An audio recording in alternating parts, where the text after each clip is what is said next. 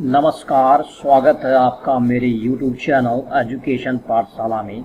इस वीडियो में हम एम्प्लॉयबिलिटी स्किल के अंदर chapter number 1 that is communication skills के बारे में पूरा डिटेल में पढ़ने वाले हैं। और ये वीडियो जो है लंबा होने वाला है, बड़ा होने वाला है, लेकिन मैं इस बात की गारंटी देता हूँ कि इस वीडियो को देखने के बाद आपको कोई भी कम्युनिकेशन स्किल से रिलेटेड डाउट नहीं रह जाएगा। ठीक है, तो मैं स्टेप बाय स्टेप बारीक चीज़ों को एक्सप्लेन करते हुए पूरा चैप्टर यहाँ पे एक्सप्लेन करने वाला हूँ। ठीक है, तो ये मैटर आपके लिए बहुत इंपॉर्टेंट होने वाला है। अगर आपने इसको ध्यान से पढ़ा या ध्यान से देखा तो क्लास 10th IT 402 में आपको प्रॉब्लम नहीं आएगी। ठीक है, तो चलते हैं, हम टाइम वेस्ट नहीं करते हैं और अपने यहाँ पे जो है सेशन नंबर 1 में चलते हैं। सेशन नंबर 1, इसके प्रीवियस वीडियो में मैंने आपको ये बता दिया था कि एम्प्लॉयबिलिटी स्किल्स जो हमारी बुक नंबर 1 है उसमें चैप्टर 5 है।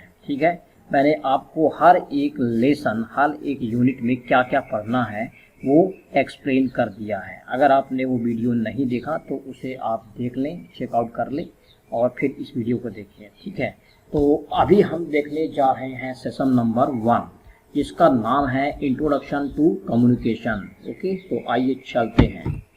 तो सबसे पहले देखते हैं व्हाट इज कम्युनिकेशन। कम्युनिकेशन क्या है? तो कम्युनिकेशन क्या है? बेसिकली कम्युनिकेशन जो है आइडियाज या एक प्रोसेस होता है जिसमें हम आइडिया को एक्सचेंज करते हैं, अपने थॉट, अपने फीलिंग को, अपने इमोशंस को एक्सचेंज करते हैं। इसका मतलब क्या है? It is the process of exchanging ideas, thoughts, feelings and emotion through speech, signals, writing और बिहेवियर। इसका मतलब है कि ये एक ऐसी प्रोसेस होती है जिसमें हम अपने आइडिया, अपने थॉट्स, अपनी फीलिंग और इमोशन को एक्सचेंज करते हैं, आदान प्रदान करते हैं। किसकी हेल्प से? कुछ स्पीच की हेल्प से, कुछ सिग्नल की हेल्प से, कुछ लिख करके या अपने बिहेवियर के थ्रू हम इसे जो है बताते हैं। ठीक है, तो ये एक प्रोसेस होती है। फिर यहाँ पे नेक्स्ट इसमें है it is two way process. It is two way process, इसका मतलब क्या है?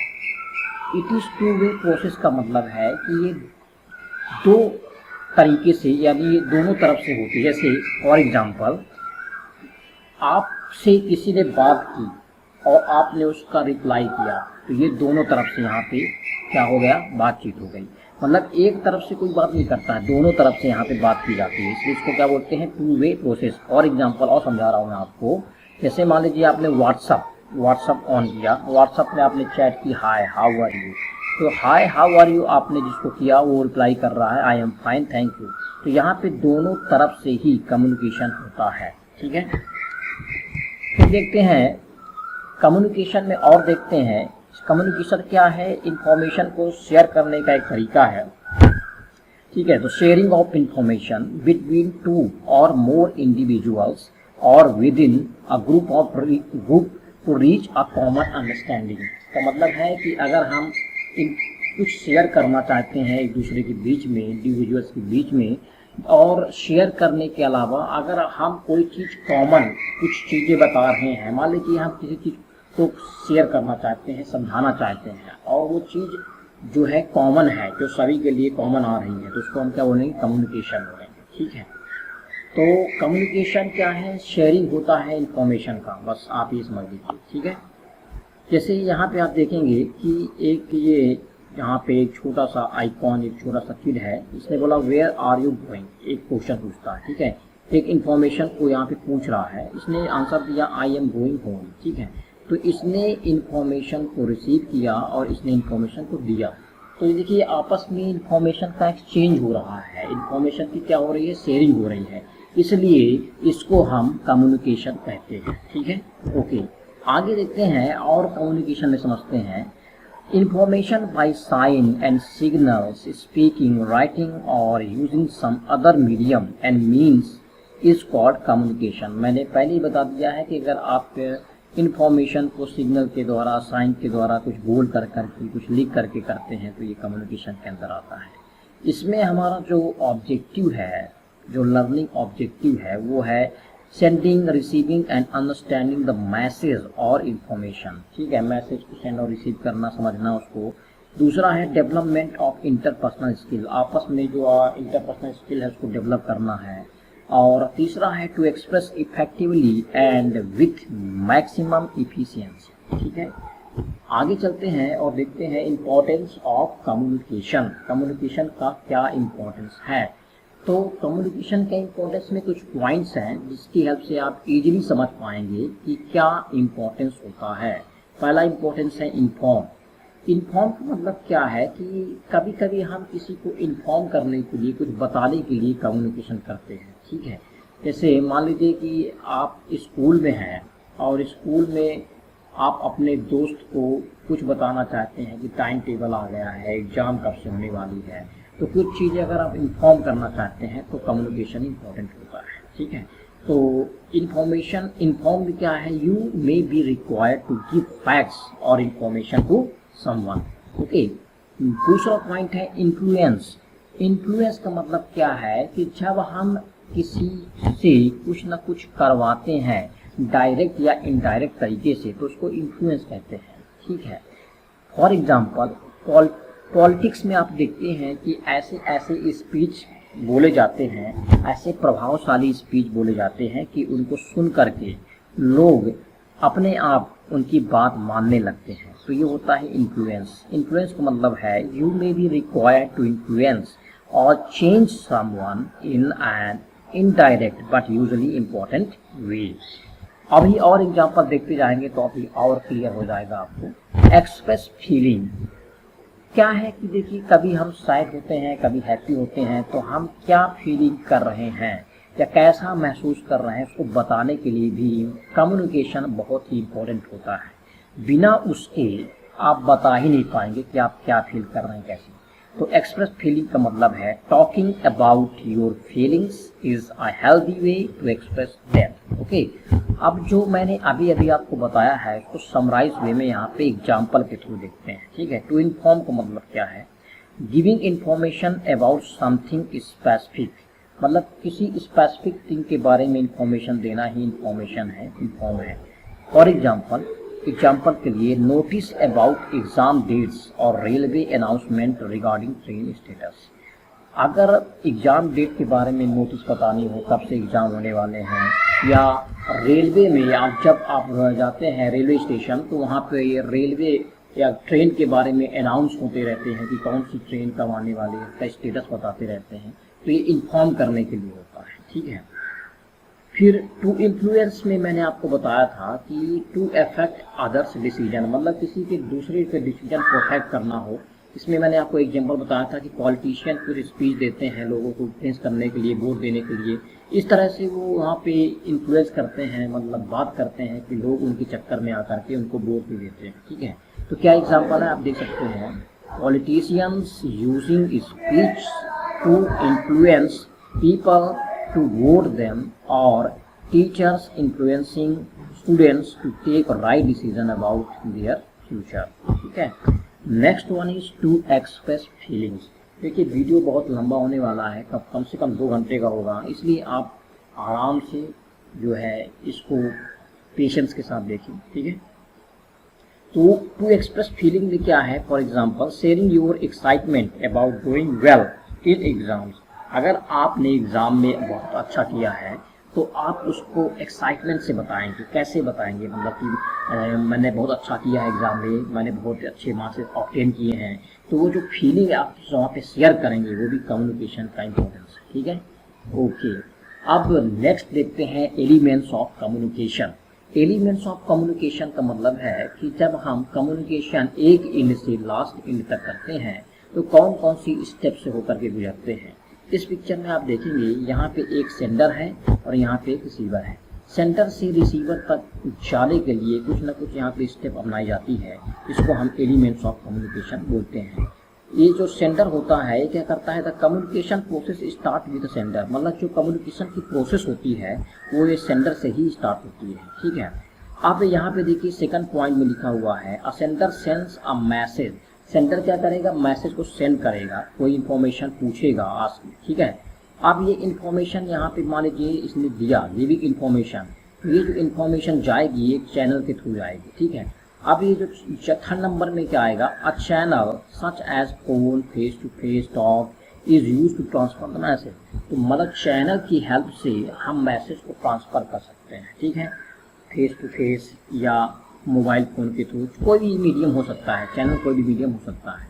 अब जो मैसेज ये इसने किया है ये सेंडर रिसीवर के पास आएगा, रिसीवर उसको देखेगा। तो जब यहाँ पे आप ध्यान दीजिए, सेंडर कोई मैसेज भेजता है तो वो मैसेज इनकोड हो जाता है, और जब रिसीवर के पास पहुँचता है तो रिसीवर उसे डिकोड कर लेता है, और डिकोड करने के बाद उस मैसेज को रिसीव कर लेता है। रिसीव करने के बाद उसको समझता है कि क्या मैसेज आया है, और फिर उसका रिप्लाई दे करके इन्फॉर्मेशन को यहाँ पे वापस सेंडर के पास सेंड कर देता है चैनल के थ्रू। तो ये एक पूरी पर्टिकुलर प्रोसेस होती रहती है।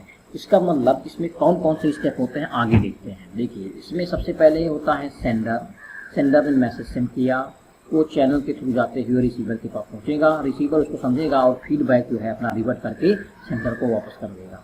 इसका मतलब है कि सेंडर क्या है, द पर्सन और entity originating the communication. Sender वह व्यक्ति है जो कम्युनिकेशन को चालू करता है, कम्युनिकेशन को ओरिजिनेट करता है, जहाँ से कम्युनिकेशन स्टार्ट होता है उसे सेंडर कहते हैं, ठीक है। मैसेज क्या है, the information that the sender wishes to convey. जो इंफॉर्मेशन सेंडर बताना चाहता है, कन्वे करना चाहता है, उसको बोलते हैं मैसेज, ठीक है।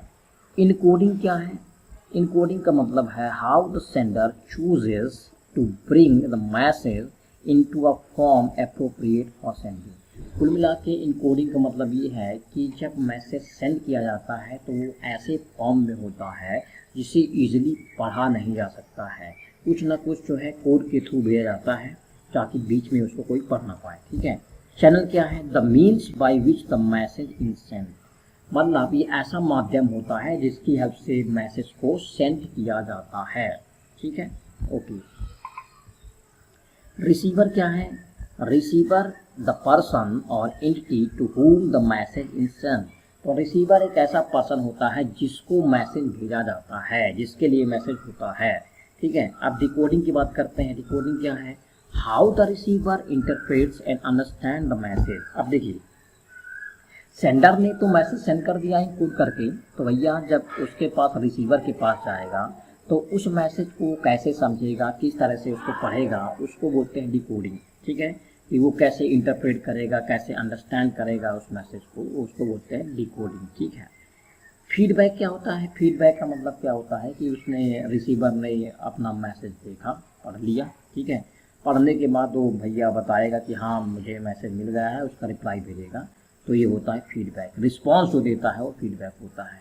फीडबैक बहुत ही इम्पोर्टेंट होता है हर क्षेत्र में, हर एरिया में। जैसे मान लीजिए मैं आप एक क्लास में पढ़ा रहा हूँ और पढ़ाने के बाद बच्चों से पूछा गया कि कैसा पढ़ा रहे हैं, कैसा क्या है, तो बच्चे फीडबैक देते हैं। जो भी फीडबैक देंगे वो तो पॉजिटिव हो सकता है या नेगेटिव हो सकता है। तो फीडबैक मीन्स रिस्पॉन्स, ठीक है, आउटकम्स, ओके। तो इस तरह से हम कम्युनिकेशन साइकिल जो है पढ़ते हैं, ओके। इसके बाद देखते हैं पर्सपेक्टिव्स इन कम्युनिकेशन। पर्सपेक्टिव का मतलब होता है नज़रिया, ठीक है। पर्सपेक्टिव का मतलब क्या होता है, नज़रिया। तो पर्सपेक्टिव आर आइडियाज, व्यूज और फिक्स्ड वे ऑफ थिंकिंग। मतलब पर्सपेक्टिव जो है कुछ आइडिया होते हैं, कुछ विचार होते हैं, पहले से भी एक फिक्स थिंकिंग होती है। जैसे इस पिक्चर में आप देखेंगे कि इस बच्चे ने जो है आपने आप यहाँ अपने माइंड में सेट कर लिया है कि मेरे पेरेंट्स मुझको चिल्लाते रहते हैं, हमेशा मुझे डांटते रहते हैं, तो इसके माइंड में ये सेट हो गया है। अब यहाँ आप देखिए, यहाँ पे आप देखेंगे कि ये बच्चा जो बैठा हुआ है, इसके पेरेंट्स इससे नॉर्मली बातें कर रहे हैं, फिर भी इसको ऐसा लग रहा है कि ये मुझे डांट रहे हैं। क्यों, ऐसा क्यों हो रहा है? क्योंकि उसने अपने माइंड में फिक्स थिंकिंग कर ली है कि मुझे ये हमेशा डांटते ही रहते हैं। तो ये होता है पर्सपेक्टिव, ठीक है। इसको और डिटेल में पढ़ेंगे, आगे चलते हैं। तो पर्सपेक्टिव इन कम्युनिकेशन में मैंने बता ही दिया है कि पर्सपेक्टिव्स आर आइडियाज, व्यूज और fixed way of thinking. This sometime affect our communication. ये कभी कभी हमारे कम्युनिकेशन को बहुत ही प्रभावित करते हैं। फॉर एग्जाम्पल उदाहरण के लिए हम देखते हैं, if you have a fixed idea that your teacher और father is strict even when they are being friendly, you may think they are scolding you even though they are polite. जो मैंने बताया as it is यहाँ पे लिखा हुआ है कि मान लीजिए आपके पेरेंट्स हैं, टीचर हैं, आपको कभी कभी स्ट्रिक्ट हो जाते हैं, आपसे थोड़ा चिल्ला के बात कर देते हैं, डांट के बात कर देते हैं, तो आपके माइंड में ये बैठ जाता है कि नहीं, ये हमेशा मुझे डांटते ही रहते हैं। और जब भी वो कभी पोलाइट तरीके से, विनम्र तरीके से आपसे बात करेंगे तो भी आपको यही लगेगा कि नहीं, ये जो है मुझे फिर से डांटेंगे, ऐसा वैसा की। तो ये हो रहा है फिक्स थिंकिंग की वजह से, ठीक है। आप यहाँ पे छोटी सी पिक्चर में देखेंगे तो ये यहाँ पे एक नंबर है 6। इस 6 को ये बच्चा 9 पढ़ रहा है और इसी को ये 6 पढ़ रहा है। तो ये अलग अलग इसके नज़रिए होते हैं, तरीके होते हैं, ठीक है। आप देखते हैं factors affecting perspective in communication. आप कुछ फैक्टर्स होते हैं जो कम्युनिकेशन को प्रभावित करते हैं, जैसे विजुअल परसेप्शन। अभी मैंने देखा, अभी मैंने आपको बताया कि विजुअल परसेप्शन का मतलब होता है देखने का नज़रिया। एक ही चीज़ को अलग अलग लोग अलग तरीके से देखते हैं। जैसे ये एक बीच में नंबर लिखा हुआ है, इसको ये वाला जो है 6 पढ़ रहा है और इसको ये वाला 9 पढ़ रहा है। तो आप देख सकते हैं नज़रिए अलग अलग हैं, इसको बोलते हैं विजुअल परसेप्शन। पास्ट एक्सपीरियंस का मतलब क्या है? पास्ट एक्सपीरियंस का मतलब है कि मान लीजिए हमारे पुराने बीते हुए दिनों में हमारी कुछ अच्छी यादें नहीं रही हैं, हमारी आपस में कुछ दोस्तों से लड़ाई हुई है, ठीक है, और फाइट होने के बाद साल 2 साल बीत गया और हम चाहते हैं कि वो हमसे बात करने लगे। तो जब भी हम उससे फ्रेंडशिप करना चाहते हैं, हम अपना पास्ट एक्सपीरियंस फिर से याद कर लेते हैं और उससे फ्रेंडशिप नहीं करते हैं। तो अगर हम पुराने समय की बीती हुई बातों को देखेंगे, उसको लाएंगे, तो बहुत सारी चीज़ें जो है कम्युनिकेशन में प्रभावित होती हैं, हम आगे उसको बढ़ा ही नहीं पाते हैं। ओके, नेक्स्ट होता है प्रिजुडिसाइज, प्रिजस करना, ठीक है। प्रिजुडिसाइज का मतलब क्या है? प्रिजुडिसाइज का मतलब होता है फिक्स थिंकिंग, कि पहले से ही मन बना लेना कि मुझे कोई पसंद नहीं करता है, मेरी क्लास में मेरे कोई दोस्त नहीं है, मुझसे कोई बात नहीं करता है, तो ये होता है प्रीजज करना, ठीक है।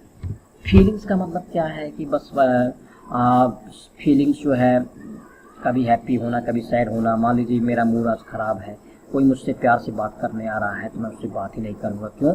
Because I am not feeling well, ठीक है, मैं यहाँ अच्छा फील नहीं कर रहा हूँ, इसलिए मैं अच्छे से बात नहीं कर रहा हूँ। तो ये होता है फीलिंग, ठीक है। Environment, next one is environment. Environment क्या है? देखिए, इन्वायरमेंट बेसिकली क्या होता है कि इन्वायरमेंट से कैसे कम्युनिकेशन प्रभावित होता है।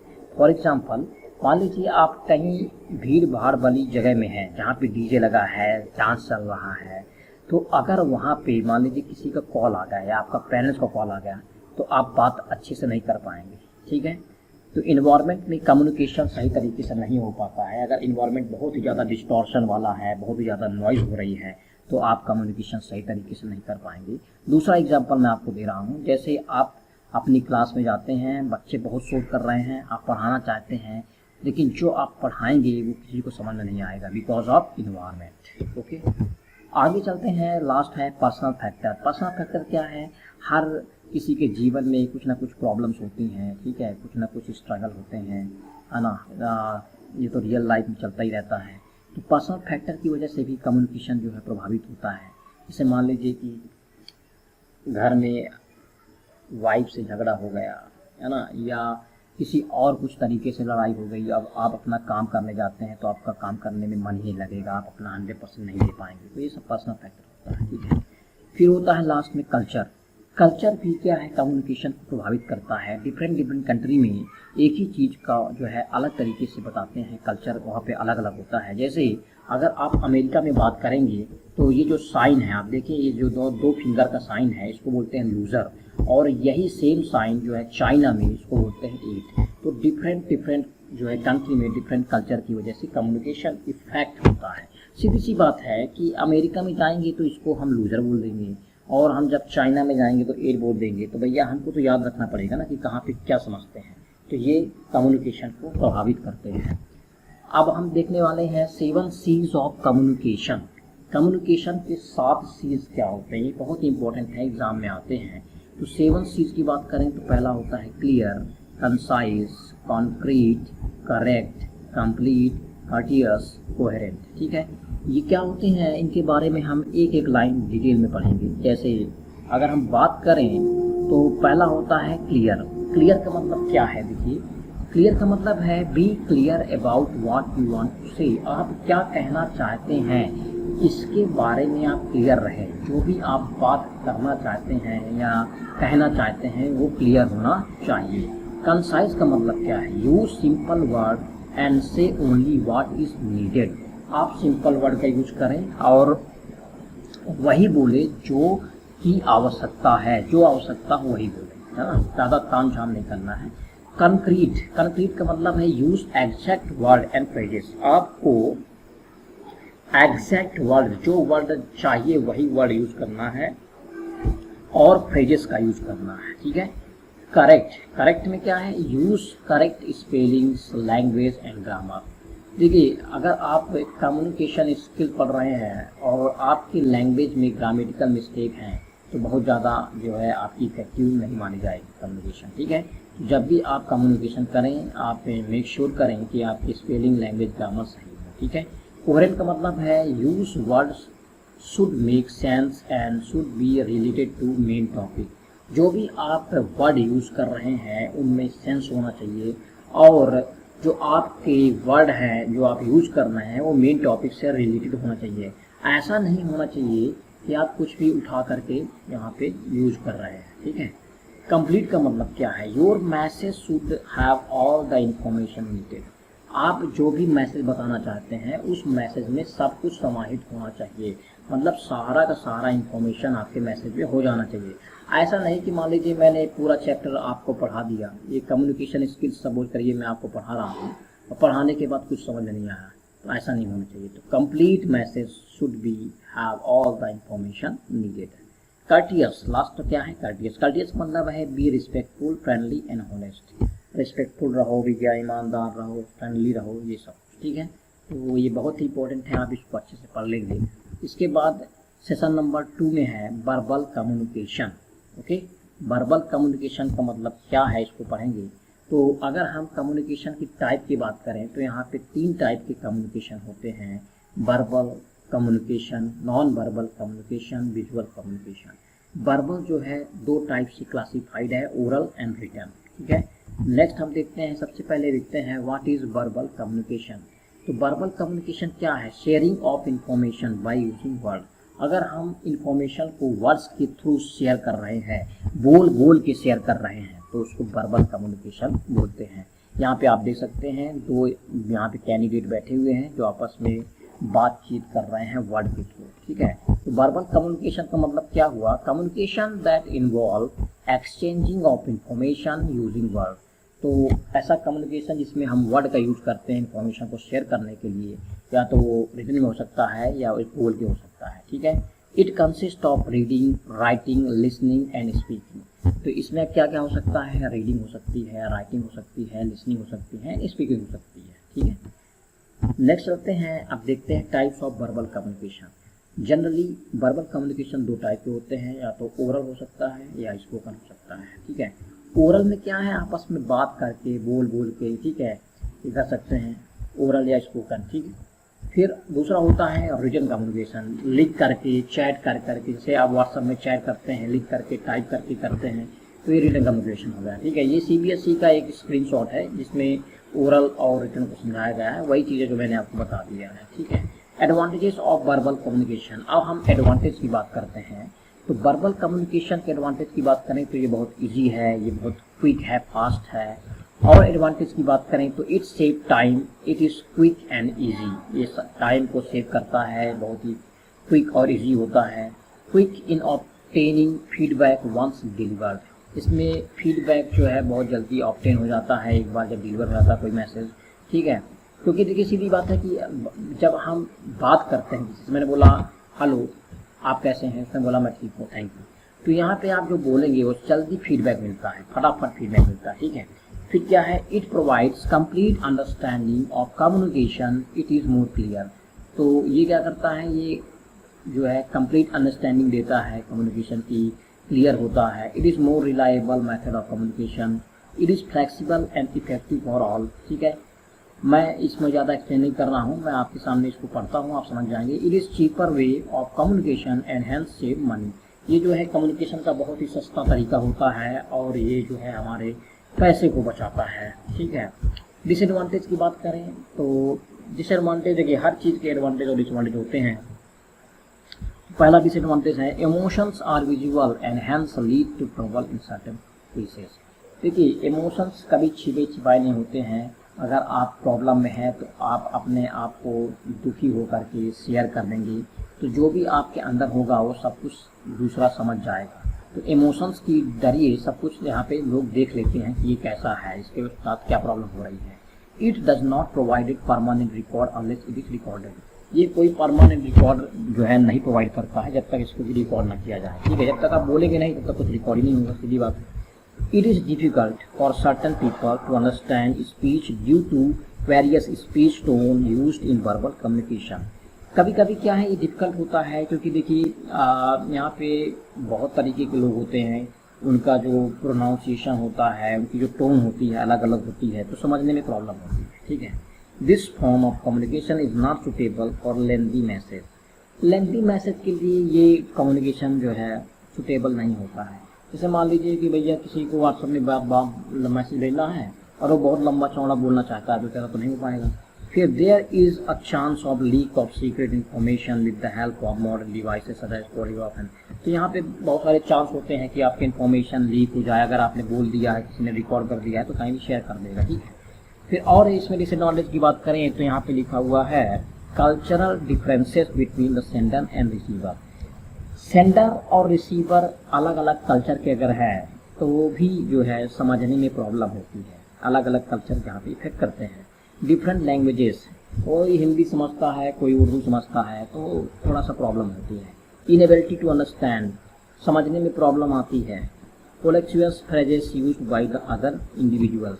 अब कोलेक्सियस का मतलब क्या है कि किसी ने ऐसे ऐसे मुहावरे छोड़ दिए जिसका मतलब कोई समझता ही नहीं है। ठीक है, जैसे कोई बात करता है ना बीच में कि टिट फॉर टैट, ठीक है, बार्किंग डॉग डम बाइट, तो मतलब कुछ ऐसे ऐसे प्रोवर्ब या कहावतें छोड़ दी जिसका मतलब कोई समझ ही नहीं पाता है, तब दिक्कत होती है। एसेंट का मतलब क्या है कि किस तरह से उसकी टोन है बात करने की, है ना, कैसा, जैसे अमेरिकन एसेंट अलग होता है, इंडियन एसेंट अलग होता है, इंग्लिश वाला। ठीक है, तो उसको समझने में दिक्कत जाती है। अब हम देखते हैं पब्लिक स्पीकिंग क्या है। ठीक है, और पब्लिक स्पीकिंग के बाद हम देखेंगे 3 P's ऑफ पब्लिक स्पीकिंग। तो पब्लिक स्पीकिंग क्या है देखिए, समझते हैं पहले।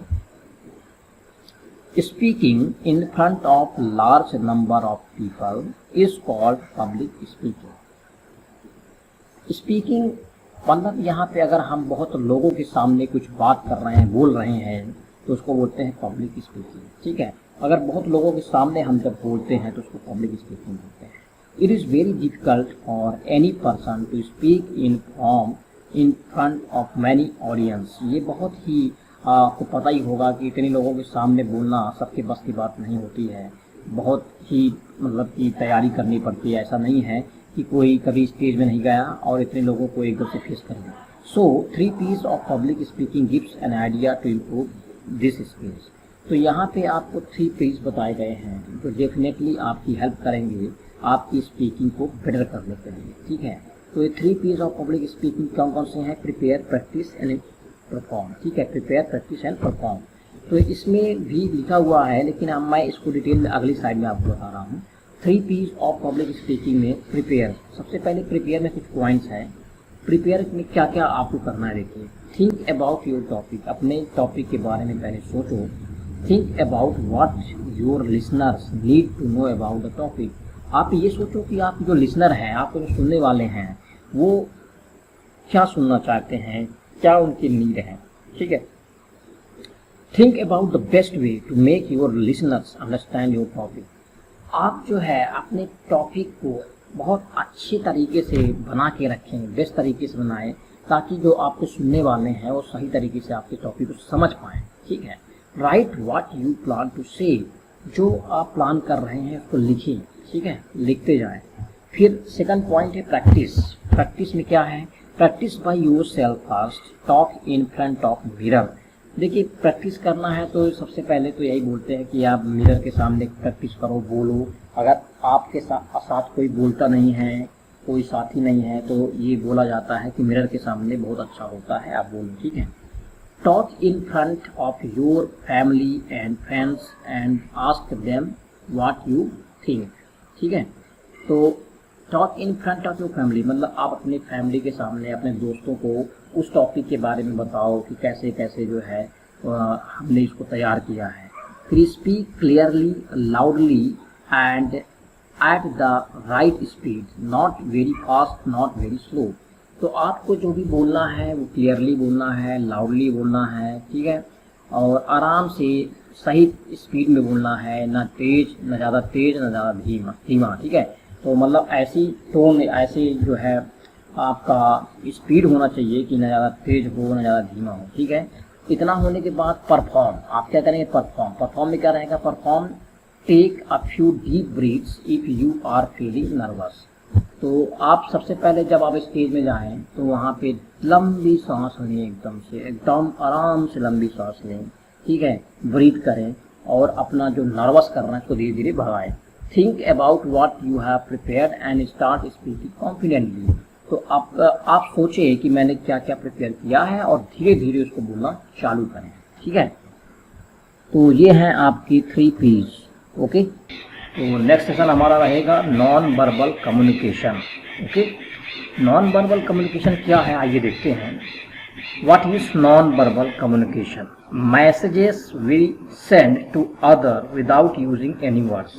मतलब अगर हम बिना बोले कुछ बोले अगर एक दूसरे को समझा रहे हैं, कुछ एक्सप्रेस कर रहे हैं, तो वो नॉन वर्बल कम्युनिकेशन के अंदर आता है। मतलब इसमें क्या होता है, इसमें हमारे जेस्चर, पोस्चर, बॉडी का मूवमेंट, ये सारी चीज़ें काम आती हैं कम्युनिकेशन करने में, ठीक है। इसमें हम कोई मुंह से आवाज़ नहीं निकालते हैं, कुछ वर्ड का यूज नहीं करते हैं।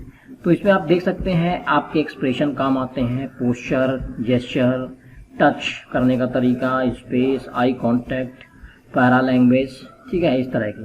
तो इन सभी को हम डिटेल में पढ़ने वाले हैं 1 by 1। तो अल्टीमेटली नॉन वर्बल कम्युनिकेशन क्या है? Communication that involve exchanging of information without using word. ऐसा कम्युनिकेशन जिसमें वर्ड का यूज नहीं किया जाता है वो नॉन वर्बल कम्युनिकेशन कहलाता है, ठीक है। इसमें कोई शब्द यूज नहीं होते हैं। We send signals and messages to others through expression, gesture and body postures. तो जैसा कि अब मैंने बोला कि यहाँ पे वर्ड का यूज नहीं होता है, तो कैसे करते हैं हम? एक्सप्रेशन के थ्रू, जेस्चर के थ्रू और अपनी बॉडी पोस्चर के थ्रू कम्युनिकेशन करते हैं कि हमारा बॉडी का मूवमेंट कैसा है, हम कैसे इशारे कर रहे हैं। इन सब की हेल्प से ही कम्युनिकेशन पॉसिबल हो पाता है, ठीक है। आगे यहाँ पे आप देख सकते हैं कि यहाँ पे जो पहली पिक्चर दिखाई गई है ये फेशियल एक्सप्रेशन है। तरह तरह के जो हम एक्सप्रेशन देते हैं अपने चेहरे से, कभी सैड की, कभी हैप्पी की, कभी एकदम परेशान दिख रहे हैं, ये पोस्चर है। पोस्चर मतलब बॉडी कैसी आपकी, यहाँ पे आप कैसे खड़े होते हैं, कैसे स्ट्रेट खड़े हो रहे हैं, ब्लैंड हैं, कैसे, ये सब पोस्चर आपकी बॉडी की दिख रहे हैं। जेस्चर मतलब आपकी बॉडी का मूवमेंट कैसा है, आप हाथ कैसे मूव कर रहे हैं। टच मतलब क्या है, आप कैसे एक दूसरे से जो है मिलते हैं तो कैसे यहाँ पे हाथ मिलाते हैं, कैसे टच करते हैं, ये सारी चीज़ें। स्पेस का मतलब है कि जब दो लोग मिलते हैं आपस में तो वो एक दूसरे से कितने क्लोज हैं, वो स्पेस होता है। आई कांटेक्ट मतलब जब हम एक दूसरे से बात करते हैं तो प्रॉपर आई कांटेक्ट बनाते हैं कि नहीं, जैसे मतलब हम उनकी आंखों में आंखें देख करके बात करते हैं कि नहीं, ये सारी चीज़ें होते हैं, ठीक है। Importance of non verbal communication, importance की बात करें मतलब यहाँ पे इसका मतलब ये है कि नॉन वर्बल कम्युनिकेशन का क्या इम्पोर्टेंस है। तो इम्पोर्टेंस ये है, आप देख सकते हैं कि वर्ड के द्वारा हम, यहाँ पे ये पाई चार्ट दिया हुआ है, आप देख सकते हैं वर्ड के द्वारा जो हम कम्युनिकेशन करते हैं उसका यहाँ पे इतना पार्ट देखिए, इतना भाग सिर्फ दिखाई दे रहा है आपको वर्ड के द्वारा। अब अगर आप देखेंगे यहाँ से वॉइस कंट्रोल नॉन वर्बल मतलब नॉन वर्बल का देखेंगे आप तो यहाँ पे इतना एरिया आपको दिखाई दे रहा है, ठीक है। सबसे ज़्यादा आप देखेंगे जो ये एरिया आपको दिखाई दे रहा है, ये एरिया आपके नॉन वर्बल के अंदर आ रहा है, इसमें एक्सप्रेशन, मूवमेंट, पिक्चर, ये तो आप देख सकते हैं सबसे ज़्यादा कम्युनिकेशन जो है नॉन वर्बल के द्वारा किया जा रहा है। पाई चार्ट हमको ये समझा रहा है, इसलिए इसका बहुत ही इंपॉर्टेंस है, इसे हमें अच्छे से पढ़ना चाहिए। ठीक है, types of non verbal communication, अगर इसके टाइप्स की बात करें तो सबसे पहला टाइप होता है फेशियल एक्सप्रेशन। व्हाट्सअप में हम कई तरह की इमोजी यूज़ करते हैं, कभी सैड की, कभी हैप्पी की, डिफरेंट। ठीक है, तो जो हमें बताती है कि हमारा मूड कैसे है। ठीक है, तो इसको देखते हैं। A facial expression many a time shows the feelings of a person. For example, when we are happy we express it through a smile, और when we are sad we show a gloomy face. मतलब कि अगर जब हम happy होते हैं तो हम अपने फेशियल एक्सप्रेशन से ही दिखाते हैं कि हम हैप्पी हैं, और जब हमें कुछ प्रॉब्लम होती है, सैड होती है, तो हम अलग ही तरीके से जो है अपना फेस दिखाते हैं। ठीक है, यहाँ पे लिखा हुआ how to make use of non verbal communication effective. तो इसमें हम कैसे इसको इफेक्टिव बना सकते हैं नॉन वर्बल को, उसके कुछ पॉइंट्स है। जैसे कीप योर फेस रिलैक्स, अपने फेस को आप रिलैक्स रहने दो। ठीक है, आपको अगर प्रॉब्लम है तो अपने फेस को आप रिलैक्स रहने दो, कोई ये ना पता कर पाए कि आपको कुछ प्रॉब्लम है। Try to match your expression with what you are saying. तो आप जो बोल रहे हैं, जो आप बोल रहे हैं वो एक्सप्रेशन आपके साथ मैच करने चाहिए, कि आप जो भी बोल रहे हैं लगे कि हाँ ये आप उसी तरह से एक्सप्रेस कर रहे हैं। If you agree with something you may not while listening. ठीक है, तो अगर आप कुछ चीज़ों से सहमत हैं, ठीक है, you may not while listening, तो आपको जब तक उसको सुन नहीं लेते हैं तब तक आप उसको कुछ मत बोलिए। ठीक है, which indicates that it has your assent. तो इस तरह से ये फेशियल एक्सप्रेशन है। ठीक है, नेक्स्ट देखते हैं पोस्चर। पोस्चर क्या होता है? Posture are positions of the body. Body की डिफरेंट पोजीशन को हम पोस्चर बोलते हैं। They show our confidence and feelings. ये हमारे कॉन्फिडेंस और फीलिंग को क्या करते हैं? शो करते हैं। For example, straight body posture is seen as confidence. अगर किसी का स्ट्रेट बॉडी पोस्चर है, मतलब वो सीधा खड़ा हो रहा है, तो उसके अंदर कॉन्फिडेंस माना जाता है कि उसके अंदर कॉन्फिडेंस है। अगर जो है holding your head may be taken as tiredness. अगर कोई अपना सर नीचे करके खड़ा है, कैसे भी मतलब कर रहा है, तो ऐसा लगता है कि उसके अंदर जो है थकान हो गई है या कॉन्फिडेंट वो नहीं लग रहा है। ठीक है, तो इसको कैसे इफेक्टिव बना सकते हैं? Keep your upper body relaxed and shoulders straight. तो अपनी अपर बॉडी को आप रिलैक्स रखें और अपने शोल्डर को स्ट्रेट रखें। ठीक है, seat straight, rest hands and feet in relax position. तो स्ट्रेट बैठें, ठीक है, और अपने हैंड को रेस्ट दें। ठीक है, और and feet in relax position, एक रिलैक्स पोजीशन में बैठें। ठीक है, फीट करें। Then keep hands by your sides while standing. Keep hands by your side while standing. So these are some posture effective point. Okay, next देखते हैं gesture और body language. Gesture क्या होते हैं? देखिए, जेस्चर के बारे में देखते हैं। Gestures describe movements of part of the body. Body के डिफरेंट जो पार्ट होते हैं उनका जो मूवमेंट हम करते हैं, हाथ कैसे हिलाते हैं, हम कैसे कोई चीज़ बताते हैं, वो सारी चीज़ें जो है जेस्चर के अंदर आती हैं। ठीक है, स्पेशली हैंड्स और हेड, हम अपने हैंड्स या हेड को कैसे मूव करते हैं उसमें ये आता है। टू एक्सप्रेस एन आइडिया और मीनिंग। ठीक है, तो हम जब भी आपने कभी देखा होगा कि कुछ भी जब लोग एक्सप्रेस करते हैं तो अपना हैंड का मूवमेंट और हेड का मूवमेंट ज़्यादा करते हैं समझाने के लिए। This include weaving, pointing and using our hands when speaking. For example, raising a hand may mean asking a question, biting nails show nervous. इसका मतलब ये है कि अगर किसी ने, मान लीजिए एक यहाँ पे कोई एक्सप्लेन कर रहा है और किसी ने बीच में हैंड रेज किया है, हैंड रेज किया, तो हैंड रेज करने का मतलब है कि वो कुछ पूछना चाहता है। ठीक है, कुछ वो पूछना चाहता है। और दूसरा क्या होता है कि मान लीजिए कोई अपने नाखून खा रहा है, ठीक है, नेल खा रहा है अपने, तो उसको लगता है कि ये नर्वस है, कुछ ना कुछ इसको प्रॉब्लम है। ठीक है, जैसे आप देखने होंगे बहुत सारे बच्चे नाखून खाते रहते हैं, ऐसे कुछ सोचते रहते हैं, तो वो उनकी नर्वसनेस को दिखाता है। ठीक है, अभी इन सभी को कैसे इफेक्टिव बना सकते हैं, इसके कुछ पॉइंट्स हैं। जैसे avoid pointing at people with your finger. ठीक है, आपको अवॉइड करना है। Instead of keeping your hands in pocket while talking, try to keep your hand on the sides. अगर आप बात कर रहे हैं किसी से तो अपने हैंड को पॉकेट में ना रख करके उसको बाहर की साइड रखें तो थोड़ा अच्छा रहेगा। Bend your head a little while talking or listening to show that you are paying attention.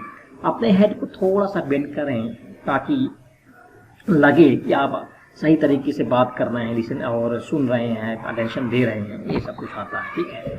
Next देखते हैं टच। टच का मतलब क्या है? We communicate a great deal through our touch. हम अपने टच के थ्रू जो है बहुत अच्छी डील करते हैं, such as shaking hands and patting on the back. For example, a firm handshake shows confidence. Sports coaches pat on the back of the players to encourage the players. ठीक है, इसमें क्या होता है देखिए, बेसिकली जब हम किसी से हैंड शेक करते हैं तो ये हमारे कॉन्फिडेंस को दिखाता है कि किस तरह से हम एक दूसरे से जो है बातचीत कर रहे हैं, ठीक है। फिर इसमें कुछ इफेक्टिव तरीके बताए गए हैं। Shake hand formally. आप किसी से हैंड अगर मिला रहे हैं, हाथ मिला रहे हैं, तो एकदम मतलब सही तरीके से मिलाना चाहिए। ऐसा नहीं कि बहुत जोर से पकड़ लिया, छोड़ ही नहीं रहे हैं। एक फ्लेक्सिबल हैंड मूवमेंट होना चाहिए मिलाने के लिए, ठीक है। Avoid other touch gestures such as stroking your hair, stretching your nose, tugging, ठीक है। तो आपको जो है कुछ चीज़ें जो है नहीं करना है, जैसे कि अपने हेयर को जो है स्ट्रोक करना, स्ट्रेच करना नोज को ऐसे करके, है ना। On your clothes etcetera during formal communication. तो ये सारी बातें आपको याद रखना है टच के पॉइंट में, ठीक है। फिर है स्पेस।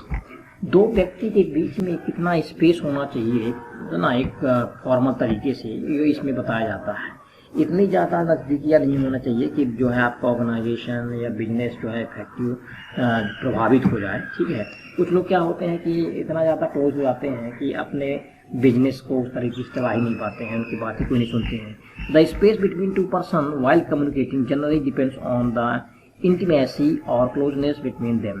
तो दो लोगों के बीच में ये स्पेस ये बताता है कि वो आपस में कितने क्लोज हैं, किस तरीके से वो बात करते हैं, ये शो करता है। इसको इफेक्टिव बनाने के लिए कुछ पॉइंट्स हैं, जैसे maintain proper space depending on the relationship which could be formal or informal or the closeness with the person with whom you are talking। तो देखिए इसमें ये बोला गया है कि ये स्पेस इस बात पे डिपेंड करता है कि व्यक्ति किस तरह से बात कर रहा है, फॉर्मल बात कर रहा है कि इनफॉर्मल बात कर रहा है, और वो एक दूसरे से कितने क्लोज हैं, ठीक है, वो एक दूसरे से किस तरह से बात कर रहे हैं, वो दिखाता है स्पेस, ठीक है। नेक्स्ट है आई कॉन्टैक्ट। आई कॉन्टैक्ट क्या है? बहुत ही इंपॉर्टेंट चीज़ है ये नॉन वर्बल कम्युनिकेशन। जैसे मान लीजिए कोई टीचर क्लास में पढ़ा रहा है और अगर वो प्रॉपर आई कांटेक्ट करके नहीं पढ़ा रहा है तो कोई उसकी बात नहीं सुनेगा, समझते हैं। जैसे मान लीजिए कि वो एक ही जगह फोकस करके पढ़ा रहा है और देख ही नहीं रहा है तो वो नहीं पढ़ा सकता है, ठीक है। तो maintaining an eye contact with the person you are talking indicates interest, whereas looking away can make the other person feel ignored। तो अगर मैंने बता दिया है कि अगर आप प्रॉपर आई कांटेक्ट नहीं बनाते हैं तो दूसरे कैंडिडेट को तो यही लगेगा कि उन्हें इग्नोर किया जा रहा है, हमें तो देखा ही नहीं जा रहा है। इसके कुछ इफेक्टिव पॉइंट है, जैसे look at the person who is speaking. तो जो पर्सन बोल रहा है उसको देखें कम से कम। Keep a relax pleasant look, relax रहें, प्लीजेंट लुक रहें। Break the look every few seconds, ठीक है। तो अपने लुक को थोड़ा सा बीच में ब्रेक करते रहें, थोड़ा सा अपनी बॉडी को मूवमेंट यहाँ वहाँ चेंज करते रहें, ठीक है। फिर है इसके बाद पैरा लैंग्वेज। पैरा लैंग्वेज क्या है बेसिकली मैं बता दूं कि जब हम बोलते हैं तो कितनी स्पीड से बोलते हैं, किस तरह से प्रोनाउंस करते हैं किसी वर्ड को, कितना धीरे से बोलते हैं, कितना फास्ट से, ये सारी चीज़ें होती हैं पैरा लैंग्वेज, ठीक है। इसको पढ़ लेते हैं। Para language is the tone of our voice, ठीक है। जैसे मैं आपको एक्सप्लेन कर रहा हूँ तो मेरी जो है टोन अलग होगी, हो सकता है मेरी टोन अलग हो, आपको समझ में आएगी। Speed and volume that makes a difference in the meaning of the communication. तो डिफरेंट टाइप की वॉइस टोन जो है यही सब इसके पैरा लैंग्वेज के अंदर आती है। स्पीकिंग टू फास्ट में शो एक्साइटमेंट और नर्वसनेस। स्पीकिंग टू स्लो में शो सीरियसली सैडनेस और मेकिंग अ पॉइंट। जल्दी से बात करना, है ना, बहुत फास्ट स्पीड से बात करना एक्साइटमेंट को शो करता है, नर्वसनेस को शो करता है, और बहुत धीमी गति से या बहुत स्लो से बात करना सीरियसनेस या सैडनेस को दिखाता है, ठीक है। इसको इफेक्टिव तरीके से कुछ हम पॉइंट के रूप में देख सकते हैं, जैसे use a proper tone and volume while speaking. तो प्रॉपर टोन होना चाहिए, प्रॉपर वॉल्यूम होना चाहिए जब भी हम बात करें, ठीक है। Maintain a moderate rate speed of talking, मतलब जब हम बात करें तो ना बहुत तेज और ना बहुत स्लो बोलें, एक मॉडरेट स्पीड होना चाहिए, एवरेज स्पीड होना चाहिए, ठीक है। एडवांटेज की बात करें वर्बल नॉन वर्बल कम्युनिकेशन की तो कुछ एडवांटेज है, जैसे इजी प्रेजेंटेशन, प्रेजेंटेशन इसका इजी होता है, इजी अंडरस्टैंडिंग में बहुत आसानी से समझ में आ जाता है। Help to handicap people, handicap people को ज़्यादा हेल्प करता है, क्योंकि जो बोल नहीं पाते हैं, सुन नहीं पाते हैं, तो उनको इशारे से ही हम बता सकते हैं। हेल्प टू इलिटरेट पीपल, जो पढ़े लिखे लोग नहीं हैं उनको भी समझाने में बहुत ज़्यादा यूज़ होता है। लेस वेस्टेज ऑफ टाइम, इसमें टाइम का वेस्टेज बहुत कम होता है, ठीक है। यूजिंग साइन लैंग्वेज, देखिए साइन लैंग्वेज में यहाँ पे आए एक दूसरे से ये इशारों में बात कर रहे हैं। रेसिंग हैंड इन क्लास, ये देखिए ये बच्ची क्लास में अगर ये इस तरह से रेज कर रही है अपने हैंड, तो कुछ ना कुछ ये सवाल पूछना चाहती है, कुछ ना कुछ क्वेश्चन पूछना चाहती है, तो ये भी कम्युनिकेशन कर रही है। ये बच्चा देखिए यहाँ पे अपने लिप्स में जो है फिंगर रखे हुआ है, इसका मतलब ये बच्चा बोल रहा है कि साइलेंट रहो भैया, कीप साइलेंट प्लीज, ठीक है। तो आप देख सकते हैं डिफरेंट टाइप से यहाँ पे एक्सप्रेशन के थ्रू नॉन वर्बल कम्युनिकेशन हो रहा है, ठीक है। डिसएडवांटेज की बात करें तो इसमें है a long conversation is not possible, तो यह सीधी सी बात है कि आप इशारों से कितनी बड़ी बात कर पाएंगे, अगर आप बोलेंगे नहीं तो बोर हो जाएंगे यार, और ऐसे करते रहेंगे और क्या कहते हैं कि अपना देखा जाए तो आपने फिंगर से ऐसे मूव किया वैसे किया तो थोड़ा वो चलता है, लेकिन अगर बहुत बड़ा कन्वर्सेशन है तो नहीं हो पाएगा। हार्ड टू अंडरस्टैंड, अब सब कोई किसी के एक्सप्रेशन को समझ पाए ऐसा तो पॉसिबल नहीं है, ठीक है। जिस तरह से कैंडिडेट अपने एक्सप्रेशन के थ्रू किसी को समझा रहा है वो सभी को समझ में आए, ये कोई आसान बात नहीं है, ठीक है। नेक्स्ट आपका कम्युनिकेशन है विजुअल कम्युनिकेशन। विजुअल कम्युनिकेशन नाम से ही समझ में आ रहा है कि ऐसा कम्युनिकेशन जिसमें हम देख करके चीज़ों को समझते हैं और कम्युनिकेशन करते हैं। तो इसको पढ़ते हैं पहले। Visual communication is basically described as communication through the use of visual aids. Visual aids के थ्रू हम देख करके जब कम्युनिकेशन करते हैं तो उसको विजुअल कम्युनिकेशन कहते हैं। Visual communication include drawing, pie chart, industrial design, image, topography, maps, Venn diagram etcetera. तो विजुअल जो है कम्युनिकेशन के अंतर्गत बहुत सारी चीज़ें आती हैं, जैसे drawing, pie chart, industrial images, photo, maps है सब, ठीक है। देख सकते हैं आप, तो यहाँ पिक्चर, मैप सब कुछ आपको दिखाई दे रहा है, तो ये है विजुअल कम्युनिकेशन। विजुअल कम्युनिकेशन की बात करें तो और इसमें देखते हैं हम sending end understanding message only through images और पिक्चर। अगर हम केवल पिक्चर और इमेजेस के थ्रू इंफॉर्मेशन को सेंड करना है, अंडरस्टैंड करना है, समझ रहे हैं, तो उसे हम विजुअल कम्युनिकेशन कहते हैं, ठीक है। विजुअल कम्युनिकेशन के कुछ एग्जांपल यहाँ पे मैं आपको दिखा रहा हूँ, जैसे traffic signal, traffic symbol which communicate not to blow horn. ये आप ये पहला सिंबल देखेंगे, इसमें आपको दिखाई देगा कि यहाँ पे हॉर्न आपको नहीं ब्लो करना है, बजाना नहीं है। बहुत लोग हॉर्न पी पी करते रहते हैं, तो वो मना है, यहाँ पे नहीं कर सकते, ठीक है। Sign for ladies and gents toilet, ये लेडीज एंड जेंट्स टॉयलेट आपने जनरली देखा होगा, इस तरह से साइन होता है, तो उसमें देख करके ही लोग समझ जाते हैं कि हमें कौन से टॉयलेट में जाना है। Sign for flammable substance, flammable substance मतलब कहाँ पे जो है आग लगने वाली है, कहाँ पे क्या है, सब इस तरह से रहता है, ठीक है। Sign use to pause a video और ऑडियो फाइल इन स्मार्टफोन या कंप्यूटर, इस तरह से पॉज करने का, कभी आप अगर स्मार्टफोन में या कंप्यूटर में किसी फाइल को, वीडियो को प्ले करते हैं, पॉज करते हैं, तो इस तरह से साइन होता है, ठीक है। फिर नेक्स्ट है traffic light, red and stop. तो ट्रैफिक लाइट तो आपने देखा ही होगा कि येलो, रेड और ग्रीन ये सब होती हैं, अलग अलग तरीके से जो है लोग इसको देख करके ही ट्रैफिक सिग्नल का फॉलो करके ही आगे बढ़ते हैं। Sign showing railway crossing, railway crossing का साइन यहाँ पे इस तरह से होता है। साइन फॉर स्लीपरी सरफेस, जहाँ पे हाँ स्लीपरी सरफेस होता है, जहाँ पे चिकनी सरफेस होता है, जैसे ही गिरने के चांसेस ज़्यादा होते हैं, तो उसके लिए इस तरह से साइन होता है। Sign which communicates that the area is no smoking zone, मतलब कि जहाँ पे आप सिगरेट नहीं पी सकते हैं, तम्बाकू फ्री जोन, इस तरह से यहाँ पे दिखाया जाता है। जनरली ये स्कूल्स में और बड़े बड़े ऑर्गेनाइजेशन में इस तरह से होता है, ठीक है। नेक्स्ट अगर हम विजुअल कम्युनिकेशन की बात करें तो ये तो मैंने बता ही दिया है, रिपीट हो गया है किससे, कोई बात नहीं। एडवांटेजेस ऑफ विजुअल कम्युनिकेशन में बात करें, इसके कुछ एडवांटेज होते हैं, जैसे इफेक्टिव फॉर इलिटरेट रिसीवर, जो पढ़े लिखे नहीं हैं वो भी समझ जाते हैं कि हम भैया इस चित्र को देख करके समझ जाते हैं, पिक्चर को देख के। Helps in oral communication, oral communication में यह हेल्प करता है। Easy explanation, simple presentation, prevents wastage of time, helps in quick decision. ठीक है, तो इसमें कोई बड़ी बात नहीं है, आप पॉइंट पढ़ के भी समझ सकते हैं। डिसएडवांटेज ऑफ विजुअल कम्युनिकेशन की बात करें तो ये कॉस्टली है, complex presentation, incomplete method, difficult to understand, problem for general readers. ठीक है, कुछ इसके डिसएडवांटेज है। नेक्स्ट इसका सेशन नंबर 4 देखते हैं, writing skills parts of speech. Writing skills में हम क्या क्या पढ़ने वाले हैं तो आप देखेंगे। इसमें सबसे पहले राइटिंग स्किल में पार्ट्स ऑफ स्पीच आता है, using Capitals, punctuation, basic parts of speech. फिर दूसरे में हम देखेंगे राइटिंग स्किल के अंदर सेंटेंसेस क्या है, parts of sentences, types of object, types of sentences, pronunciation basics, speaking correctly, phonetics.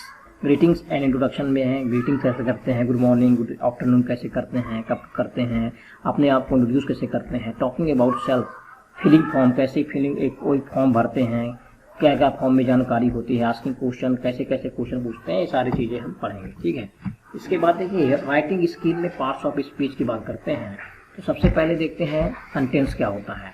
A sentence is a group of words that communicate a complete thought. Sentence जो है ग्रुप ऑफ वर्ड होता है, कई सारे word का group होता है जो एक कंप्लीट सेंस देता है, कंप्लीट मीनिंग देता है। ठीक है, तो मतलब अगर आपको ऐसा ग्रुप आप वर्ड मिलता है जिसको पढ़ने से आपको समझ में आए कुछ ना कुछ, तो वो सेंटेंस है। जैसे यहाँ पे एग्जांपल देखिए, Raju goes to market, Raju market जा रहा है। ठीक है, जा रहा था। A group of words which does not make complete sense is known as phrase. तो ऐसा ग्रुप ऑफ वर्ड जो कंप्लीट सेंस या कंप्लीट मीनिंग नहीं देता है वो फ्रेज कहलाता है। जैसे एग्जांपल में देखिए, राजू गोज, राजू जा रहा है, जा तो रहा भैया, कहाँ जा रहा है तो बता ही नहीं है, तो ये इनकम्प्लीट है, इसलिए इसको क्या बोलते हैं, phrase. A sentence always begins with a capital letter and it always ends with a question mark, full stop और explanation marks। तो एक सेंटेंस जो है वो हमेशा कैपिटल लेटर से स्टार्ट होता है और ख़त्म हमेशा या तो क्वेश्चन मार्क से होगा, या तो फुल स्टॉप से होगा, या एक्सक्लामेशन साइन से होगा। ठीक है, एक्सक्लामेशन मार्क जो होता है साइन वो से होता है। ऐसे इनके तीनों के एग्जाम्पल देख लेते हैं। पहला क्वेश्चन मार्क देखते हैं, जैसे did you work on your project, did you work on your project, क्या आप अपने प्रोजेक्ट में काम कर रहे हैं। ठीक है, काम किया, तो यहाँ पे देखिए क्वेश्चन मार्क लगा हुआ है, ये क्वेश्चन मार्क से खत्म हो रहा है और पहला लेटर कैपिटल है, सभी का पहला लेटर कैपिटल है। I completed it yesterday. ठीक है, यहाँ पे कोई स्टॉप लगा हुआ है। दैट इज गुड, ये देखिए एक्सक्लेमेशन मार्क्स यहाँ पे लास्ट में लगा हुआ है। तो इस तरह से आप समझ सकते हैं। नेक्स्ट देखते हैं, हम जब रिटन कम्युनिकेशन करते हैं तो रिटन कम्युनिकेशन ईमेल के through, memos, employee manual, faxes, instant message letters के थ्रू, इन सभी के थ्रू कर सकते हैं। ठीक है, अब यूजिंग कैपिटल्स, कैपिटल कहाँ कहाँ यूज करते हैं, इसके कुछ रूल्स होते हैं। बहुत ही एक देखा जाए तो बहुत ही इंपॉर्टेंट चीज़ है ये हिंट है, हिंट। ठीक है, मैं आपको एक हिंट दे रहा हूँ, इसको आप इस हिंट के थ्रू याद कर सकते हैं। आपको याद रखना है मीन्स, MINES, मीन्स। ठीक है, तो सबसे पहले हम M का मतलब समझते हैं। M का मतलब है मंथ। ठीक है, तो आप मंथ क्या है, capitalize the first letter in all the names of month. हम सभी मंथ के पहले लेटर को हम कैपिटल में लिखते हैं। आई, दूसरा लेटर क्या है, आई। सेकंड चीज जो है, आई एक ऐसा लेटर है जो हमेशा कैपिटल में आता है। देखिए, capitalize the letter I when it is used to begin a word. जब भी हम किसी वर्ड या सेंटेंस को आई से स्टार्ट करते हैं तो हमेशा वो कैपिटल में ही आता है। ठीक है, एन की बात करें तो names, capitalize the first letter in the names of people, places and days. किसी के नाम में, किसी के प्लेस में, किसी के डेज में हमेशा जो नाम होते हैं वो उसको कैपिटल लेटर में लिखा जाता है। टाइटल्स की बात करें, टी का मतलब टाइटल्स होता है, तो capitalize the first letter in the titles use before people's name.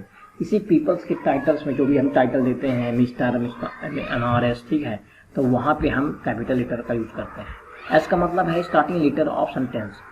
Sentence का पहला लेटर मैंने अभी बताई है, हमेशा कैपिटल लेटर में लिखा जाता है। तो capitalize the first letter in every sentence. अब इसके एग्जांपल देख लेते हैं। मंथ की बात करेंगे तो I will go to college in June. देखिए, जून मंथ का नाम है इसलिए जे कैपिटल है। फिर यहाँ पे आप देखिए, I play tennis with him every day. यहाँ देखिए सेंटेंस की शुरुआत आई से हो रही है इसलिए आई यहाँ पे कैपिटल है। ठीक है, फिर देखिए, this Tuesday Vidya will be in Rajasthan. Tuesday जो है आपका ये मंथ का नाम है। ठीक है, मंथ नेम है इसलिए टी कैपिटल है। विद्या किसी कैंडिडेट का नाम है इसलिए वी कैपिटल है। राजस्थान किसी प्लेस का नाम है इसलिए आर कैपिटल है। ठीक है, यहाँ पे देखिए, doctor Shah and mister Patel work together. तो यहाँ पे साय जो है एक डॉक्टर है, टाइटल इसका डॉक्टर है तो डी कैपिटल है, और यहाँ पे उसका सरनेम मिस्टर से शुरू हुआ है इसलिए इसका एम कैपिटल है।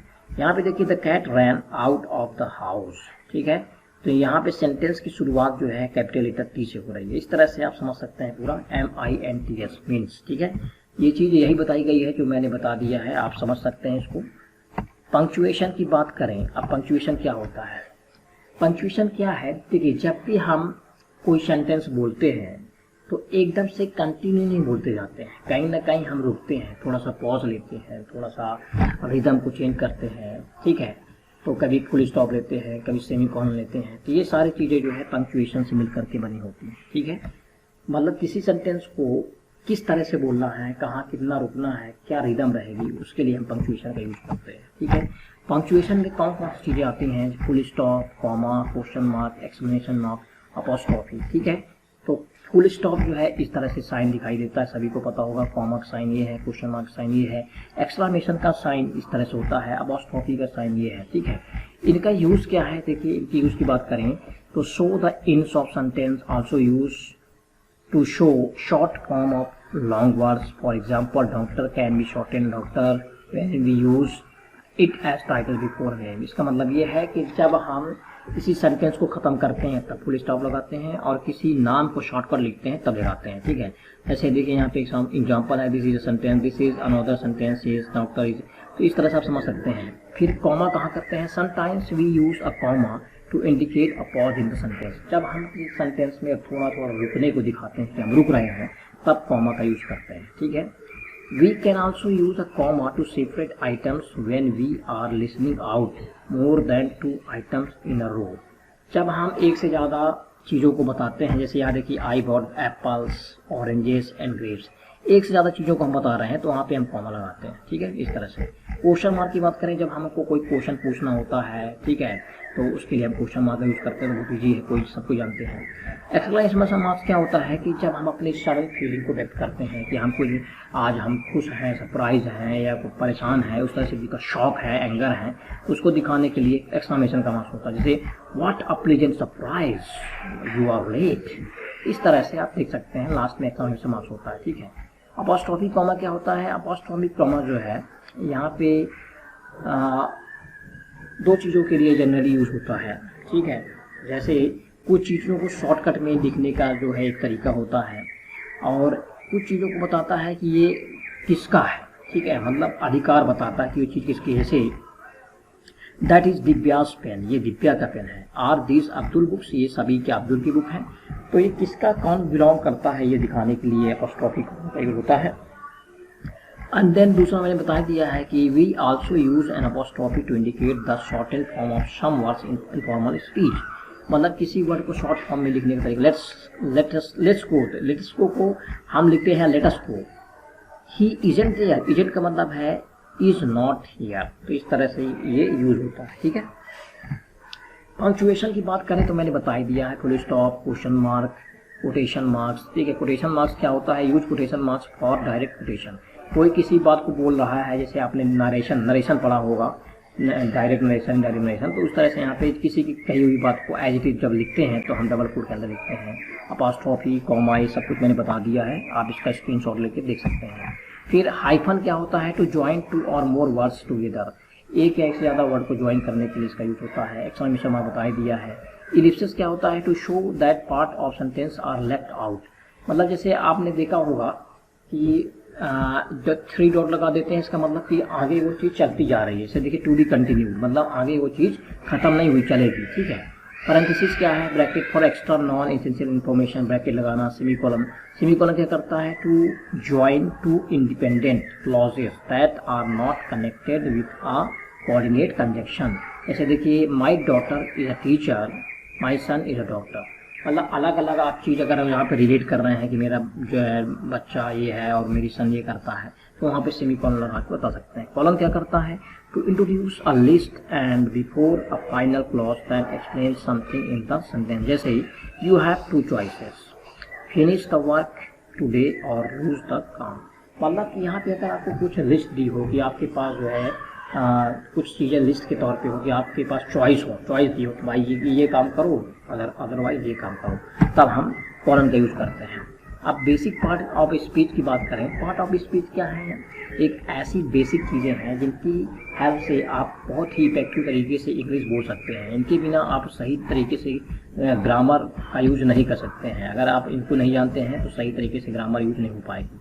तो क्या है, देखिए, indicates how the word functions in meaning as well as grammatically within the sentence. तो मैंने बता ही दिया कि किस तरह से आप ग्रामेटिकली अच्छे तरीके से यूज करेंगे, उसके लिए पार्ट्स ऑफ स्पीच बहुत ही इंपॉर्टेंट है। कौन कौन से पार्ट्स ऑफ स्पीच होते हैं? Noun, pronoun, verb, adjective, adverb, preposition, conjunction, interjection. ठीक है, तो ये नाउन है, ये प्रोनाउन है, ये एडवर्ब है, और इस तरह से। तो ये नाउन सारी चीज़ें हम डिटेल में पढ़ने वाले हैं। अगर हम नाउन की बात करें तो देखिए, नेम हो सकता है किसी का, एनिमल का नेम, थिंग का नेम, प्लेस का नेम। और अगर प्रोनाउन की बात करें तो जो नाउन के प्लेस में यूज होता है, जैसे आई, यू, ही, शी। ठीक है, एडजेक्टिव की बात करें तो कोई यहाँ पे क्वालिटी हो, जैसे शाल्टी, खट्टा, श्योर, स्वीट, स्पेसी। वर्ब की बात करें तो यहाँ पे एक्शन होता है, फॉल, टीच। एडवर्ब की बात करें तो बताता है ना, वर्ब की विशेषता बताता है कि ईट स्लोली, मतलब खाओ लेकिन धीरे से खाओ, शाइन लाउडली, इस तरह से। तो सभी को हम यहाँ पे पढ़ेंगे। ठीक है, स्टेप बाय स्टेप पढ़ने वाले हैं। तो अगर नाउन की बात करें सबसे पहले, तो नाउन क्या होता है? Nouns are words that refer to a person, place, thing और आइडिया। दिस नेम, मतलब कुल मिला के क्या है, नाउन जो है नेमिंग वर्ड होते हैं। ठीक है, प्लेस का नाम है ना, और थिंग का नाम, आइडिया का नाम। ठीक है, इस तरह से देख सकते हैं। Reema wrote a letter, both Reema and letter are nouns. Dog, table, India, Sanjay, सब कुछ क्या है? नाउन है। प्रोनाउन क्या है? जो नाउन के प्लेस में यूज होते हैं, ही, सी, इट, दे, ये सब है। ठीक है, एडजेक्टिव क्या है? Adjective are words that describe other word. तो दूसरे वर्ड को डिस्क्राइब करते हैं वो एडजेक्टिव होते हैं। जैसे देखिए यहाँ पे Reema wrote a letter, Reema wrote a long letter. Long is an adjective that describe the noun letter. मतलब लेटर जो लिखा जा रहा है वो कैसा लॉन्ग है, तो इसको डिस्क्राइब कर रहा है। स्मॉल, ब्लू, शार्प, लाउड, इस तरह के जो है एग्जाम्पल होते हैं इसके एडजेक्टिव के। Verb are words that shows action. Verb क्या होता है? जिसमें एक्शन होता है, रन करना, दौड़ना, चलना फिरना, दौड़ना, सोना, है ना, इस तरह से। तो जैसे देखिए एग्जाम्पल इसका है, Reema wrote a letter. Wrote is a verb. यहाँ पे रोट जो है लिखना क्या है? ये है आपका verb. I tell what action Reema did, run, eat, think, city, सारे वर्ब है। एडवर्ब क्या होता है? Adverb are words that add meaning to verbs, adjective और other adverbs. They answer the question how, often, when and where. तो मतलब adverb जो क्या है? जो वर्ब की विशेषता बताता है, वर्ब को डिस्क्राइब करता है, एडजेक्टिव को बताता है या दूसरे एडवर्ब को बताता है। इसमें जनरली क्या होता है कि क्वेश्चन अराइज होता है, how, often, when and where. ठीक है, तो यहाँ पे आप देखेंगे एग्जाम्पल में, Reema quickly wrote a letter. Reema जो है लेटर लिखती है, कैसे लिखती है? क्विकली, तेजी से। तो ईजिली, ऑलवेज, इनसाइड, बिफोर, सारे एडवर्ब के एग्जाम्पल हैं।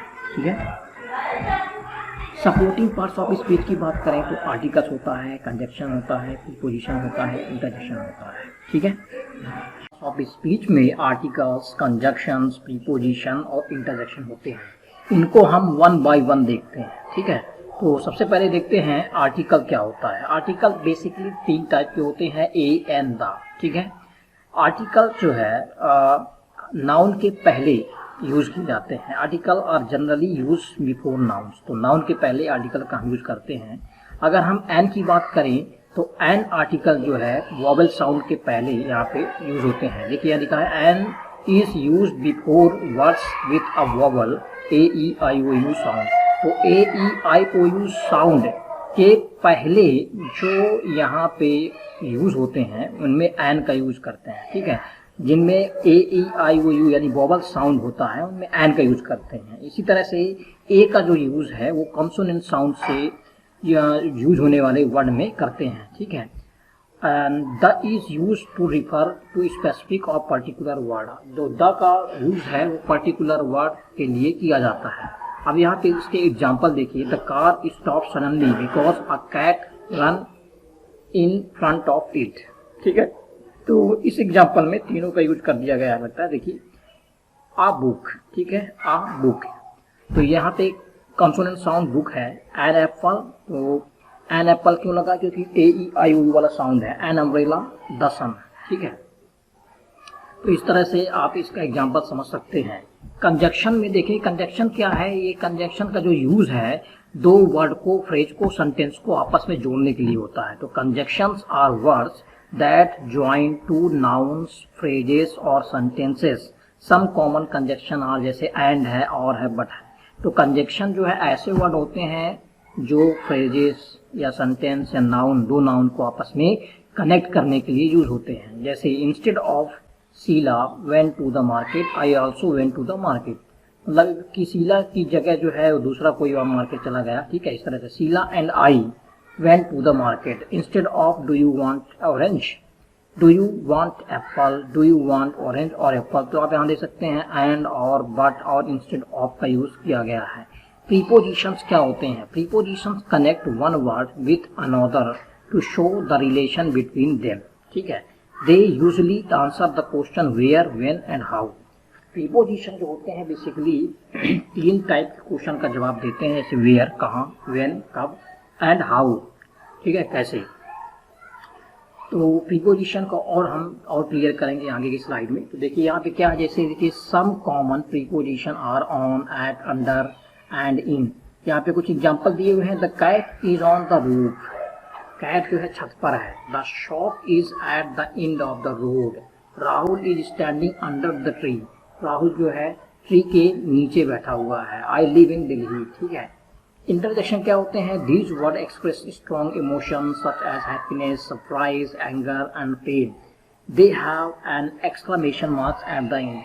इंटरजेक्शन जो है एक्सक्लेमेटरी की तरह ही होते हैं, जिसमें सडन फीलिंग, एक्साइटमेंट, यहाँ पे हैप्पीनेस है ना, और सैडनेस, ये सारी चीज़ें हमको समझ में आती है सेंटेंस में, जैसे wow, oh no, thanks, have, इस तरह से, ठीक है। तो ये होते हैं आपके कुछ, ठीक है। आर्टिकल्स की बात करें तो आर्टिकल्स जो है दो टाइप से डिवाइड करते हैं, indefinite article and definite article. Indefinite article में ए और एन आता है और डेफिनिट आर्टिकल में द आता है। हमने यहाँ पे देख ही लिया है कि ए का यूज कहाँ करते हैं और एन का यूज कहाँ करते हैं। जैसे एग्जांपल के लिए a bag, a cat, a university. यहाँ पे आप देखेंगे an umbrella, an egg, an honest man. The हम देखेंगे I have an umbrella, the umbrella is the my bag, ठीक है, इज इन माई बैग। तो द का यूज जो है स्पेसिफिक जगह पे होता है, ओके। आगे देखते हैं कंजक्शन की बात करें तो कंजक्शन मैंने बता ही दिया, दो सेंटेंस को जोड़ने वाले वर्ड होते हैं, जैसे फॉर, एंड, नॉर, बट, न और, यट, सो। तो इनके एग्जांपल आप स्क्रीनशॉट लेके देख सकते हैं, ठीक है। प्रीपोजिशन की बात करें तो मैंने प्रीपोजिशन को बताया था कि कौन सी चीज़ कहाँ पे है उसकी पोजीशन बताता है, ठीक है। प्रीपोजिशन मतलब पोजीशन बताना। इन, जैसे यहाँ पे आप देखेंगे इन जो है अंदर है, ऑन मतलब ये ऊपर है, अंडर मतलब ये पेड़ के नीचे है, ओवर ये ऊपर है। इस तरह से आप देख सकते हैं, नियर ये पास पास में है, फॉर मतलब ये दूर दूर में है, अप मतलब ऊपर है, डाउन मतलब नीचे है, ठीक है। इस तरह से आप देख सकते हैं इसको। इंटरजेक्शन की बात करें तो यहाँ पे मैंने बताया था सडन फीलिंग होती है, जैसे बिंगो, ओ, वाव, असम, इस तरह से बहुत सारी फीलिंग होती हैं, ठीक है। पार्ट्स ऑफ सेंटेंस में सबसे पहले देखते हैं what is subject. Subject is the person और thing that does an action.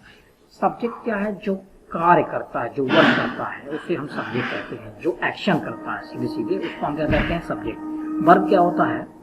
A verb describe the action. Verb जो है एक्शन डिस्क्राइब करता है कि कौन सा एक्शन हो रहा है, दौड़ना, उठना, सोना, चलना, ये सब कौन सा एक्शन हो रहा है। ऑब्जेक्ट इज द पर्सन और thing that receive the action. कर्ता क्या है? देखो सब्जेक्ट मतलब कर्ता होता है, तो जो वर्क करता है वो करता है, और जिस पर उस वर्क का प्रभाव पड़ता है, इफेक्ट पड़ता है, उसे ऑब्जेक्ट कहते हैं, ठीक है। तो यहाँ लिखा हुआ है ऑब्जेक्ट इज द पर्सन और thing that receive the action. तो ऑब्जेक्ट जो है कोई पर्सन या थिंग है जो एक्शन को रिसीव करने वाला होता है। आप यहाँ एग्जांपल में लिखे ही पेंस पोस्टर, तो ही क्या है? यहाँ पे सब्जेक्ट है, पेंट क्या है? वर्ब है, पोस्टर क्या है? ऑब्जेक्ट है, ठीक है। इस तरह से यहाँ पे सेंटेंस के पार्ट होते हैं। नेक्स्ट यहाँ पे वही समझाया गया है कि यहाँ पे टाइप्स ऑफ सेंटेंस की बात करें तो डिक्लेरेटिव स्टेटमेंट होता है, सेंटेंस होता है, क्वेश्चन, इंट्रोगेटिव सेंटेंस, इमोशनल या एक्सक्लेमेटरी सेंटेंस, ऑर्डर और इंपेरेटिव सेंटेंस, ठीक है। इनको और आगे बढ़ते हैं। तो पार्ट्स ऑफ सेंटेंस में आपने देखा कि सबसे पहले सब्जेक्ट आता है, वर्ब आता है, फिर ऑब्जेक्ट आता है, ठीक है। जैसे Divya reads a book, Divya subject है, क्या कर रही है वो रीड कर रही है, तो एक्शन क्या है यहाँ पे? रीड कर रहा है अ बुक, ठीक है। तो ये रीड क्या कर रही है? बुक, तो ये ऑब्जेक्ट है, इस तरह से, ठीक है। नेक्स्ट देखते हैं, इसमें मैंने बताया कि टाइप्स ऑफ ऑब्जेक्ट। अब हम देखने वाले हैं टाइप्स ऑफ ऑब्जेक्ट। ऑब्जेक्ट कितने टाइप के होते हैं? तो ऑब्जेक्ट जो है बेसिकली दो टाइप के होते हैं, डायरेक्ट ऑब्जेक्ट और इनडायरेक्ट ऑब्जेक्ट। ठीक है, डायरेक्ट ऑब्जेक्ट में हमारे पास ये क्वेश्चन होता है व्हाट करके जब सेंटेंस में क्वेश्चन आता है तो ये डायरेक्ट होता है। जैसे देखिए, the dog brought a present, the dog brought a present. ठीक है, इनडायरेक्ट में क्या होता है? To whom and for whom. To whom किसके लिए, किसको। ठीक है, ये इस तरह से क्वेश्चन यहाँ पे अराइज होता है। जैसे आप देखेंगे example, the dog brought a present for the cat, the dog brought a present for the cat. तो यहाँ पे आप जब इस सेंटेंस को पढ़ेंगे तो यहाँ पे क्वेश्चन निकल के आएगा टू होम फॉर होम। ठीक है, इसके बाद देखते हैं टाइप्स ऑफ सेंटेंसेस में active voice and passive voice. Active voice जो है, आप अगर एक्टिव वॉइस पढ़ना चाहते हैं तो अगर आपने टेंस पढ़ा है, टेंस के सारे रूल एक्टिव वॉइस के अंदर फॉलो होते हैं। और पैसिव वॉइस की बात करें तो यहाँ पे थोड़ा सा चेंज होता है, सब्जेक्ट की जगह ऑब्जेक्ट आ जाता है और ऑब्जेक्ट की जगह सब्जेक्ट आ जाता है, बाई यहाँ पे यूज होता है। तो ये कम्युनिकेशन स्किल में बहुत इंपॉर्टेंट चीज़ होती हैं। आप देख लें यहाँ पे एक्टिव वॉइस, एक्टिव सेंटेंस में क्या लिखा हुआ है? A sentence is written in active voice when the subject of the sentence perform the action in the sentence. तो एक सेंटेंस का एक्टिव वॉइस यहाँ पे तब माना जाता है जब उसका सब्जेक्ट जो है एक्शन परफॉर्म करता है। ठीक है, जैसे the girl watch washing the cloth, तो यहाँ पे क्लोथ कौन वॉश कर रहा है? The girl. तो यहाँ पे एक्शन कौन कर रहा है? The girl. ठीक है, इसी तरह से पैसिव सेंटेंस की बात करें तो a sentence is written in passive voice when the subject of the sentence has an action done to it by someone or something else। तो मतलब अगर सब्जेक्ट जो है किसी सेंटेंस का वो कोई एक्शन जो है कोई दूसरा करता है, someone else, तब वो उसको जो है पैसिव वॉइस में हम देखते हैं। जैसे the flute was played by Mohan, बांसुरी किसके द्वारा बजाई जाती है? मोहन के द्वारा बजाई जाती है। ठीक है, तो इस तरह से वॉइस यहाँ पे आप देख सकते हैं एक्टिव एंड पैसिव। ठीक है, व्हाट सब्जेक्ट डज, यहाँ पे देखते हैं सब्जेक्ट क्या करता है? The focus is on the action है और यहाँ पे एक्शन पे फोकस करते हैं। ठीक है, यहाँ पे आप देखेंगे मैंने पहले ही बता दिया है कि जो टेंस हमने पढ़े हैं पूरे, उन टेंस को सभी हम एक्टिव वॉइस जब बनाते हैं तो सेम टू सेम रहेगा, पैसिव वॉइस में चेंज होता है। ठीक है, जैसे हम प्रेजेंट टेंस, प्रेजेंट इंडेफिनिट की बात करें तो इसकी पहचान क्या होती है? ता, ते, ती। और एक्टिव वॉइस में डज और डू हम यहाँ पे हेल्पिंग वर्ब लगाते हैं, इज, एम, आर यहाँ पे हो जाता है। तो ये पूरे चार्ट को मैं आप पूरा एक्सप्लेन नहीं करूँगा। ठीक है, आप इसका स्क्रीनशॉट ले करके इसको पूरा रीड करेंगे, क्योंकि टेंस और पूरा यहाँ पे मैं एक्सप्लेन नहीं कर सकता हूँ। इतना तो आपको मैं एक्सपेक्टेशन करता हूँ कि आता होगा, और इसमें सारे मैंने टेंस जो है सिस्टमेटिक आपको बता दिए हैं, आप कर सकते हैं। ठीक है, इसके बाद देखिए एक्टिव एंड पैसिव वॉइस में हम यहाँ पे ये देख रहे हैं इस स्लाइड में कि किस किस चीज़ की हम एक्टिव से पैसिव बनाते हैं। या तो टेंस हो सकता है, या तो मॉडल वर्ब हो सकता है, या पॉजिटिव वर्ब हो सकता है, या लेट से शुरू होने वाले सेंटेंस हो सकते हैं, इंपेरेटिव सेंटेंस हो सकते हैं, या इन्फिनेटिव हो सकते हैं। इन्फिनेटिव जो है टू से शुरू होते हैं। ठीक है, वो ऐसे सेंटेंस हो सकते हैं। अब अगर हम टाइप्स ऑफ सेंटेंस की बात करें अकॉर्डिंग टू देयर पर्पस, तो यहाँ पे 4 टाइप के होते हैं जो हम प्रीवियस स्लाइड में पढ़ चुके हैं। डिक्लेरेटिव सेंटेंस, डिक्लेरेटिव सेंटेंस क्या करते हैं? टेल समथिंग, कुछ बताते हैं। एंड विद पीरियड, यहाँ पे फुल स्टॉप से खत्म होते हैं। इंट्रोगेटिव क्या करते हैं? क्वेश्चन पूछते हैं। एंड विद क्वेश्चन मार्क, और क्वेश्चन मार्क से खत्म होते हैं। एक्सक्लामेटरी जो है शो स्ट्रॉन्ग फीलिंग बताते हैं और हमेशा एक्सक्लामेशन मार्क से खत्म होते हैं। इंपरेटिव सेंटेंस की बात करें तो ये कमांड देते हैं और ये एंड विद पीरियड और एक्सक्लेमेशन मार्क, पीरियड यानी फुल स्टॉप या एक्सक्लेमेशन मार्क से खत्म होते हैं। ठीक है, पैराग्राफ की बात करें तो पैराग्राफ क्या होता है? Group of sentence. ठीक है, ग्रुप ऑफ सेंटेंस को जब हम बनाते हैं, मिलाते हैं तो पैराग्राफ बनता है। ठीक है, while writing paragraph make sure the sentence have a common idea. When you want to write about a different idea, make a new paragraph। तो पैराग्राफ लिखने से पहले जो है ये श्योर करें कि हमारे पास एक कॉमन आइडिया हो, कुछ ऐसे नहीं कि हमने लिखना चालू कर दिया, कुछ आइडिया हो उसके बारे में हम लिख रहे हैं। ठीक है, तो इस तरह से हम पैराग्राफ को लिख सकते हैं। फिर इसके बाद हमारा सेशन नंबर 6 आ रहा है प्रोनाउंसिएशन बेसिक्स। ठीक है, बेसिक्स क्या है इसके? तो व्हाट इज प्रोनाउंसिएशन? सबसे पहले देखते हैं प्रोनाउंसिएशन क्या होता है। Pronunciation is the way you से अ वर्ड, किसी वर्ड को हम किस तरह से बोल रहे हैं, किस तरह से उसको हम प्रोनाउंस कर रहे हैं, उसको बोलते हैं प्रोनाउंसिएशन। ठीक है, जैसे आप देखेंगे how for is the station, ये बच्चा बोल रहा है, एक क्वेश्चन पूछ रहा है how for is the station. अब देखिए इस स्टेशन बोल दिया इसने, तभी स्टेशन होता है। ठीक है, तो इसके बोलने का जो प्रोनाउंसिएशन है गलत है। तो अब ये जो सामने वाली जो है कैंडिडेट है समझ नहीं पाई, बोलती व्हाट, तो बोलता है the station, the place where from where we get a train. तो इसने उस वर्ड को समझाया कि भैया वो प्लेस जहाँ से ट्रेन मिलती है। तो वो बोलती है अच्छा अच्छा मैं समझ गई, ओह द स्टेशन, तब वो समझ पाई कि स्टेशन बोल रहा है, ठीक है। The station is just 5 minute away, keep walking straight and you will find it. तब उसको समझ में आया कि उसको जो है स्टेशन के बारे में मुझे बताना है, तो उसने बता दिया कि ज़्यादा दूर नहीं है, पास में है, ठीक है। प्रोनाउंसिएशन बेसिक्स में आप क्या देखेंगे कि कैसे हम करेक्टली स्पीक करते हैं, प्रोनाउंस करते हैं। तो sometime word which have similar spelling are pronounce differently. कभी कभी क्या होता है कि ऐसे वर्ड जो होते हैं जो देखने में सिमिलर स्पेलिंग होती हैं, सब कुछ होता है, लेकिन उसको प्रोनाउंस करने में अलग अलग हम डिफरेंट तरीके से प्रोनाउंस करते हैं। लेकिन कभी कभी ऐसा होता है कि विच हैव डिफरेंट स्पेलिंग, मतलब ऐसे वर्ड होते हैं जिनकी स्पेलिंग डिफरेंट होती है लेकिन प्रोनाउंस करने में सेम होती है, ठीक है, अलग अलग कंडीशन होती है। जैसे your, world, chair, wear, also try seven these word से सन, शन। देखो यहाँ पे आप देख सकते हैं सन, सन, देखो यहाँ पे प्रोनाउंस करने में सेम है, सेल, सेल, टेल, टेल, आप देख सकते हैं सेम टू सेम प्रोनाउंस करने में, ठीक है। इसी तरह से स्पीकिंग करेक्टली में आप देख सकते हैं योर, वर्ड, वही जो मैंने बताया, चेयर, वियर, सन, सेल, सेल, सम, सेल, टेल, टेल, ठीक है। फोनेटिक्स क्या होते हैं? फोनेटिक्स की बात करें तो phonetics is the study of the sounds that we make when we speak. तो फोनेटिक्स एक ऐसी स्टडी होती है जब हम किसी वर्ड को बोलते हैं, ठीक है, जब हम किसी वर्ड को बोलते हैं तो जिस साउंड से उसको बोलते हैं वो होता है फोनेटिक्स। किस साउंड से बोलते हैं? जैसे देखिए डॉग, डॉग में क्या है? Dog, dog, DOG, dog, cat, cat है ना, इस तरह से CAT, कैट। तो इस तरह से फोनेटिक्स हम यूज करते हैं। फोनेटिक्स की बात करें तो क्या है?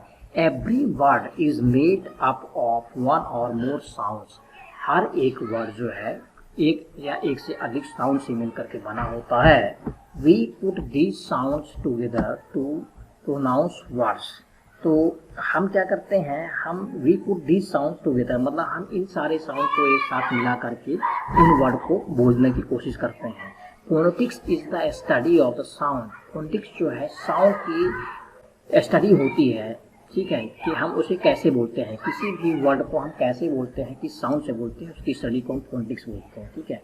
For example the word dog is made of 3 sound put together, DOG dog, DOG dog, ऐसे करके, ठीक है, 3 वर्ड से मिलकर बना होता है। Different sound of letter A, letter A के डिफरेंट साउंड हम देख सकते हैं, cat, apple, hand bag, car, fast and park, call, ball and shaw. इस तरह से आप इसको देख सकते हैं, इसमें डिफरेंट साउंड होते हैं ए के, ठीक है। इसमें टाइप्स ऑफ साउंड की बात करें तो वॉवल साउंड के कुछ होते हैं, कॉन्सोनेंट साउंड के होते हैं, ठीक है। आप इसको देख लेंगे, इसमें ज़्यादा मैं एक्सप्लेन नहीं कर रहा हूँ, आप स्क्रीनशॉट लेके इसको देख लेंगे, ठीक है।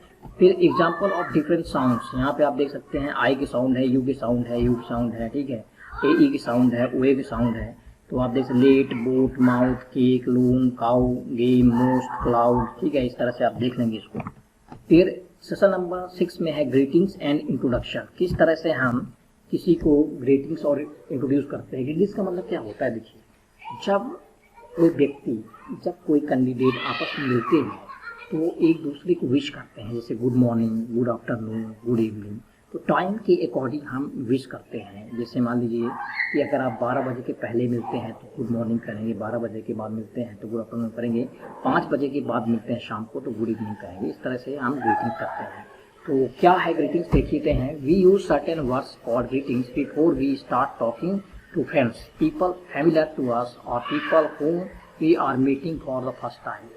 जो हमारे परिचित हैं, जो ऐसे लोग हैं जिनसे हम फर्स्ट टाइम मिलते हैं, हमारे दोस्तों से, तो उनको हम यहाँ पे ग्रीट करते हैं, गुड मॉर्निंग, गुड आफ्टरनून से करते हैं। Also we use certain sentence to tell about our self और other to people who do not know us, this is called an introduction. तो इसके अलावा भी हम अपना परिचय देते हैं, इंट्रोडक्शन देते हैं ऐसे लोगों को जो हमसे पहली बार मिलते हैं या हमको पहचानते नहीं हैं, तो इस तरह से इसको हम इंट्रोडक्शन बोलते हैं, ठीक है। ग्रीटिंग्स की बात करें तो there are 2 way of greeting, formal and informal. Greeting करने के 2 तरीके होते हैं, एक फॉर्मल ग्रीटिंग होती है, एक इनफॉर्मल ग्रीटिंग होती है। फॉर्मल ग्रीटिंग का मतलब ये होता है कि अगर हम किसी काम को सही तरीके से करते हैं, जैसे हम ऑफिस में हैं, कोई ऑर्गेनाइजेशन में है, तो वहाँ ऐसे तो नहीं बोल सकते हे गाइस व्हाट्सअप, ऐसे नहीं बोल सकते हैं। वहाँ पे good morning sir, good evening, good afternoon, hello. तो वहाँ पे जहाँ पे हम एटिकेट सिखाते हैं, मतलब थोड़ा सा तरीके से बोलते हैं, तो वो है फॉर्मल ग्रीटिंग्स।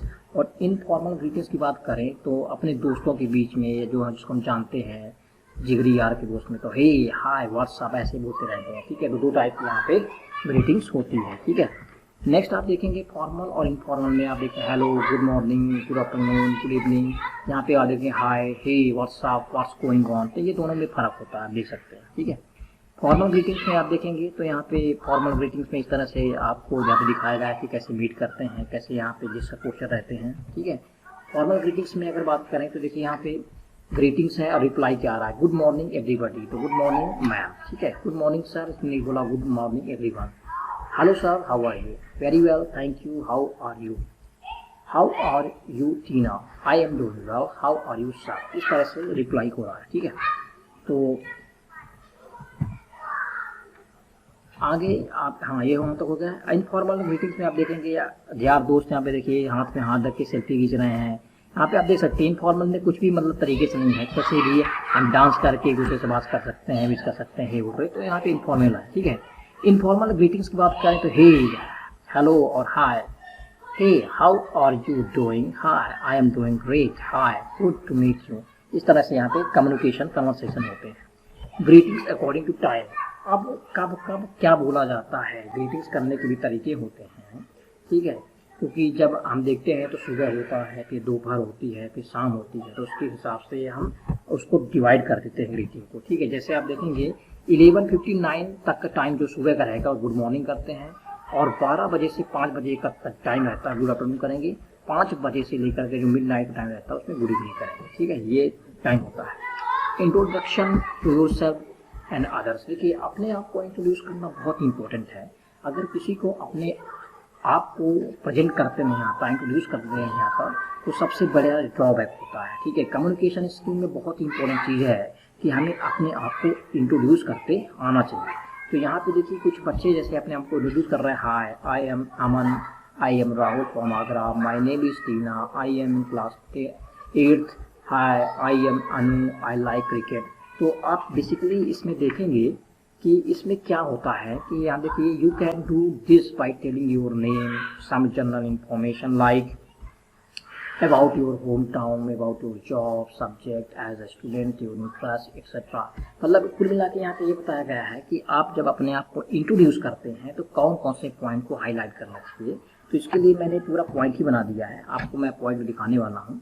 देखिए यहाँ पे लिखा हुआ है, जैसे यहाँ पे कुछ बच्चे बात कर रहे हैं, पर this is my friend Sonu, we study in the same class, she is good singer, ठीक है। अब यहाँ पे हम कुछ सेशन नंबर 8 में देखेंगे टॉकिंग अबाउट सेल्फ। तो यहाँ पे देखेंगे टॉकिंग अबाउट योर सेल्फ में a noun is a naming word that is use for a person, तो हमने नाउन को बता दिया है। Some verb with an ing ending can also act noun, cycling and swimming. तो यहाँ पे देखिए यहाँ पे कुछ इंट्रोडक्शन करने के कुछ तरीके, माई name is Amit, I study in class 9th, I like history, I don't like maths, ठीक है। तो अ वर्ब इज डूइंग, यहाँ पे वर्ब क्या होती है बताया गया है, आप लाइक और डिसलाइक इंट्रोडक्शन में आप शामिल कर सकते हैं, ठीक है। तो यहाँ पे देखिए नेम बता दिया, व्हाट दे डू, एज बता दिया, home town, likes, dislike, strength, weakness. तो एक इंट्रोडक्शन में इतना सारी चीज़ें शामिल होनी चाहिए, ठीक है। जैसे आई एम हरी से थी, माई नेम इज अनु, इस तरह से सभी यहाँ पे कर रहे हैं, ये लाइक बता रहा है, डिसलाइक बता रहा है। तो एक इंट्रोडक्शन में ये पॉइंट शामिल होना चाहिए, ठीक है। और देखिए मैंने आपके लिए प्रोवाइड किया है, सबसे पहले ग्रीटिंग होना चाहिए, गुड मॉर्निंग, गुड आफ्टरनून, ठीक है। थैंक यू, थैंक्स बोलेंगे, फिर नेम बताएंगे अपना, प्लेस बताएंगे, योर जॉब, आप जॉब क्या करते हैं, जॉब नहीं करते हैं तो स्टडी करते होंगे, personality, qualification, skills and experience, family, hobbies and your answer. इस तरह से पॉइंट होना चाहिए एक इंट्रोडक्शन में, इनको आप नोट कर लेंगे, स्क्रीनशॉट ले लेंगे, ठीक है। इसके बाद अगर हम और देखें इसमें तो सबसे पहले ग्रीटिंग करते हैं, ग्रीट करते हैं, ठीक है। उसके बाद क्या है, name, then place, family, qualification, additional आपको क्वालिफिकेशन या स्किल बताना है तो बता सकते हैं, एक्सपीरियंस, हॉबी, और इस तरह से एंड कर देंगे, ठीक है। ये लास्ट आपका रहता है। इसके बाद talking about self, talking about self में आपको ये बताया जाता है कि आप फॉर्म कैसे फिल करते हैं। आपके पास एक फॉर्म आएगा, अगर फॉर्म में आपको बेसिक इन्फॉर्मेशन नहीं पता है तो आप फिल नहीं कर पाएंगे, जैसे date of birth, name, address, pin code, signature, तो ये आपको भरना होता है। नेम में आप अपना नेम भरेंगे, डेट ऑफ बर्थ में डेट ऑफ बर्थ भरेंगे, एड्रेस में एड्रेस भरेंगे, पिन कोड में जो भी पिन कोड होगा वो भरेंगे, सिग्नेचर में आप लास्ट में साइन कर देंगे, ठीक है। फर्स्ट नेम में देखिए एग्जांपल है हरीश है, लास्ट नेम में सेठी है, डेट ऑफ बर्थ 5 दिसंबर 1999 है। एड्रेस की बात करें तो सुख निवास नंबर 13 राजा नगर आगरा। पिन कोड की बात करें तो 282001। एक्टिविटी यहाँ पे कुछ है, आप लोग करेंगे इसको, ये भी एक्टिविटी नंबर 2 है। यहाँ पे कुछ एक्टिविटी हैं, ये है यू हैव लर्न, ठीक है, इसको दे सकते हैं, ये NCERT का कुछ चीज़ें हैं, इसको आप फॉलो कर सकते हैं, ठीक है। व्हाट हैव यू लर्न, अभी तक हमने क्या क्या पढ़ा है आप देख सकते हैं कि after completing this session you will be able to, क्या क्या हमने देखा, answer question that other ask about you, talk about you, like dislike with your friends, fill out a form with some basic personal details, ठीक है। Session number 9 में asking question पूछना भी बहुत इंपॉर्टेंट होता है, ठीक है। Are you sometime scared of asking too many question, कभी कभी क्या होता है कि हम क्वेश्चन पूछने में घबराते हैं, पूछ नहीं पाते हैं सही तरीके से, अच्छे से क्वेश्चन नहीं पूछते हैं। What happen if you do not ask question eight the right time, अगर हम सही समय में क्वेश्चन नहीं पूछ पाते तो क्या होगा। Why do you need to ask question, हमें क्वेश्चन पूछने की क्या आवश्यकता होती है, इन सभी को जानेंगे, ठीक है। देखिए क्वेश्चन पूछने की क्या आवश्यकता होती है, आप देखिए यहाँ पे a question is a request for information. Question क्या होता है, एक रिक्वेस्ट होती है, किसी भी इन्फॉर्मेशन को जानने के लिए रिक्वेस्ट होती है कि हम क्या पूछना चाहते हैं। It could be any type of information such as an answer to a question in the text books, information about a person और अ प्लेस और about how to do a work. तो ये क्वेश्चन किसी भी तरीके से हो सकता है, ये बुक का हो सकता है, पहाड़ का हो सकता है, या कोई भी जानकारी हो सकती है जो आप पूछना चाहते हैं। Asking question help us to, एक क्वेश्चन पूछने में जो है क्या क्या हमको हेल्प करता है क्वेश्चन पूछना, gain new knowledge, get information, नई नॉलेज जो है हम यहाँ पे प्राप्त करते हैं। Make sure that what we know is correct, क्या हमको क्या मिल रहा है या हमको क्या बताया जा रहा है उसको श्योर करना है कि वो सही है कि नहीं। Avoid doubts, confusion, miss understanding, अपने डाउट को हम अवॉइड करेंगे, कंफ्यूजन को हटाएंगे, मिस अंडरस्टैंडिंग को हटाएंगे। Start talking to people by asking about them and their ideas, ठीक है। फिर क्या है, यहाँ पे 2 तरीके के क्वेश्चन होते हैं, close ended and open ended, ठीक है। क्लोज इंडेड में क्या होता है, आपको सिर्फ जवाब यस और नो में देना होता है, यस और नो में, ठीक है। क्लोज इंडेड ऐसे क्वेश्चन होते हैं जिनमें जवाब सिर्फ आपको यस और नो में देने होते हैं, that's it. That is because the answer option are limited और क्लोज्ड, ठीक है। For example when we ask do you have an TV at home, क्या आपके घर में टीवी है, तो आप ये नहीं बोलेंगे कि मेरे घर में टीवी है, आप सिर्फ बोलेंगे यस नो, ठीक है। जहाँ पे आपको शॉर्ट में आंसर देना होता है यस और नो, वहाँ पे क्लोज इंडेड होता है। ओपन इंडेड में क्या होता है कि जहाँ पे आपसे क्वेश्चन पूछा जाए और आपको उसका क्वेश्चन का आंसर भी डिटेल में बताना हो, वहाँ पे आप ओपन इंडेड क्वेश्चन का यूज करते हैं, ठीक है। जैसे कहने का some question are called open ended because their answer are not limited और क्लोज, मतलब इसका आंसर जो है लिमिटेड नहीं होता है, आपको डिटेल में बताना होता है, ठीक है। जैसे आप पूछेंगे where are going, where are you going, तो हम क्या बोलेंगे, I am going to railway station, ठीक है, इस तरह से। सॉरी कौन। तो आप देख सकते हैं यहाँ पे 2 तरीके से बताया गया है, close ended and open ended, ठीक है। तो नीड फॉर आस्किंग क्वेश्चन मैंने बता ही दिया है कि क्या नीड होती है। Question is a request for information, answer to a question in a text book, information about the person और place, about how to do a task, ठीक है। Asking question have the two मैंने बता ही दिया है कि क्या क्या हेल्प करता है क्वेश्चन पूछने के लिए, आप इसका स्क्रीनशॉट ले लेंगे। How to make sure we have complete information, आप कैसे मेक श्योर करेंगे कि हमारे पास एक अच्छी इन्फॉर्मेशन है। If you do not have information about how to reach a place you will not be able to reach it, अगर आपको किसी प्लेस में जाना है, आपके पास इन्फॉर्मेशन नहीं है कि हम कैसे जाना है या कैसे जा पाएंगे, तो आप नहीं जा पाएंगे। If you do not know how to do some work you will not be able to complete it unless you ask question and get information, अगर आपके पास कुछ काम है और आप नहीं जानते कि उसको कैसे कंप्लीट करना है, जब तक कि उसके बारे में इंफॉर्मेशन ना हो तो आप नहीं कर सकते हैं, ठीक है। Asking all the correct questions at the right time is also important, तो asking all the correct answer at the right time मतलब आपको सही समय पे सही आंसर पूछना भी बहुत जरूरी है, ठीक है। तो अब देखिए यहाँ पे एक लास्ट जो आता है 5W+1H, मतलब कि 5W+1H का मतलब है कि W वर्ड से शुरू होने वाले और एक 1S से शुरू होने वाले चीज़ें हैं, ठीक है। जैसे तो यहाँ पे आप देखेंगे W से शुरू होने वाला है, WH, who, where, when, what, why. ठीक है, ये 5 वर्ड ऐसे हैं जो W से शुरू होते हैं और एक वर्ड जो है हाउ से शुरू होता है। ठीक है, जैसे आप देखेंगे who is use to ask about people, who is the new student in the class. ठीक है, where is use to ask about place, where मतलब प्लेस के बारे में बताता है, प्लेस के बारे में बताता है। ठीक है, where does she lives, when is use to ask about time.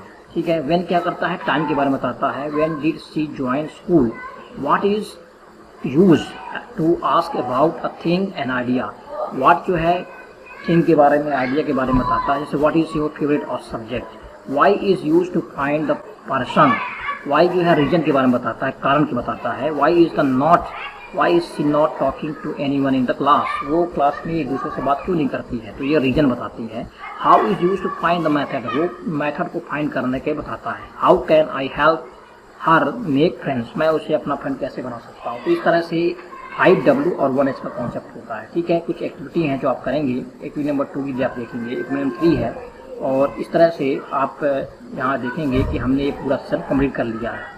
देखिए, वीडियो बनाने में बहुत मेहनत लगी है, मैंने कम से कम 2.5 घंटे 3 घंटे दिया है, और आपसे एक्सपेक्टेशन यही है कि मेरी वीडियो को लाइक करें और सब्सक्राइब करें ताकि मुझे मोटिवेशन मिले और मैं अच्छा करूं और आपके लिए ऐसे ही वीडियो लाता रहूं। Thank you very much.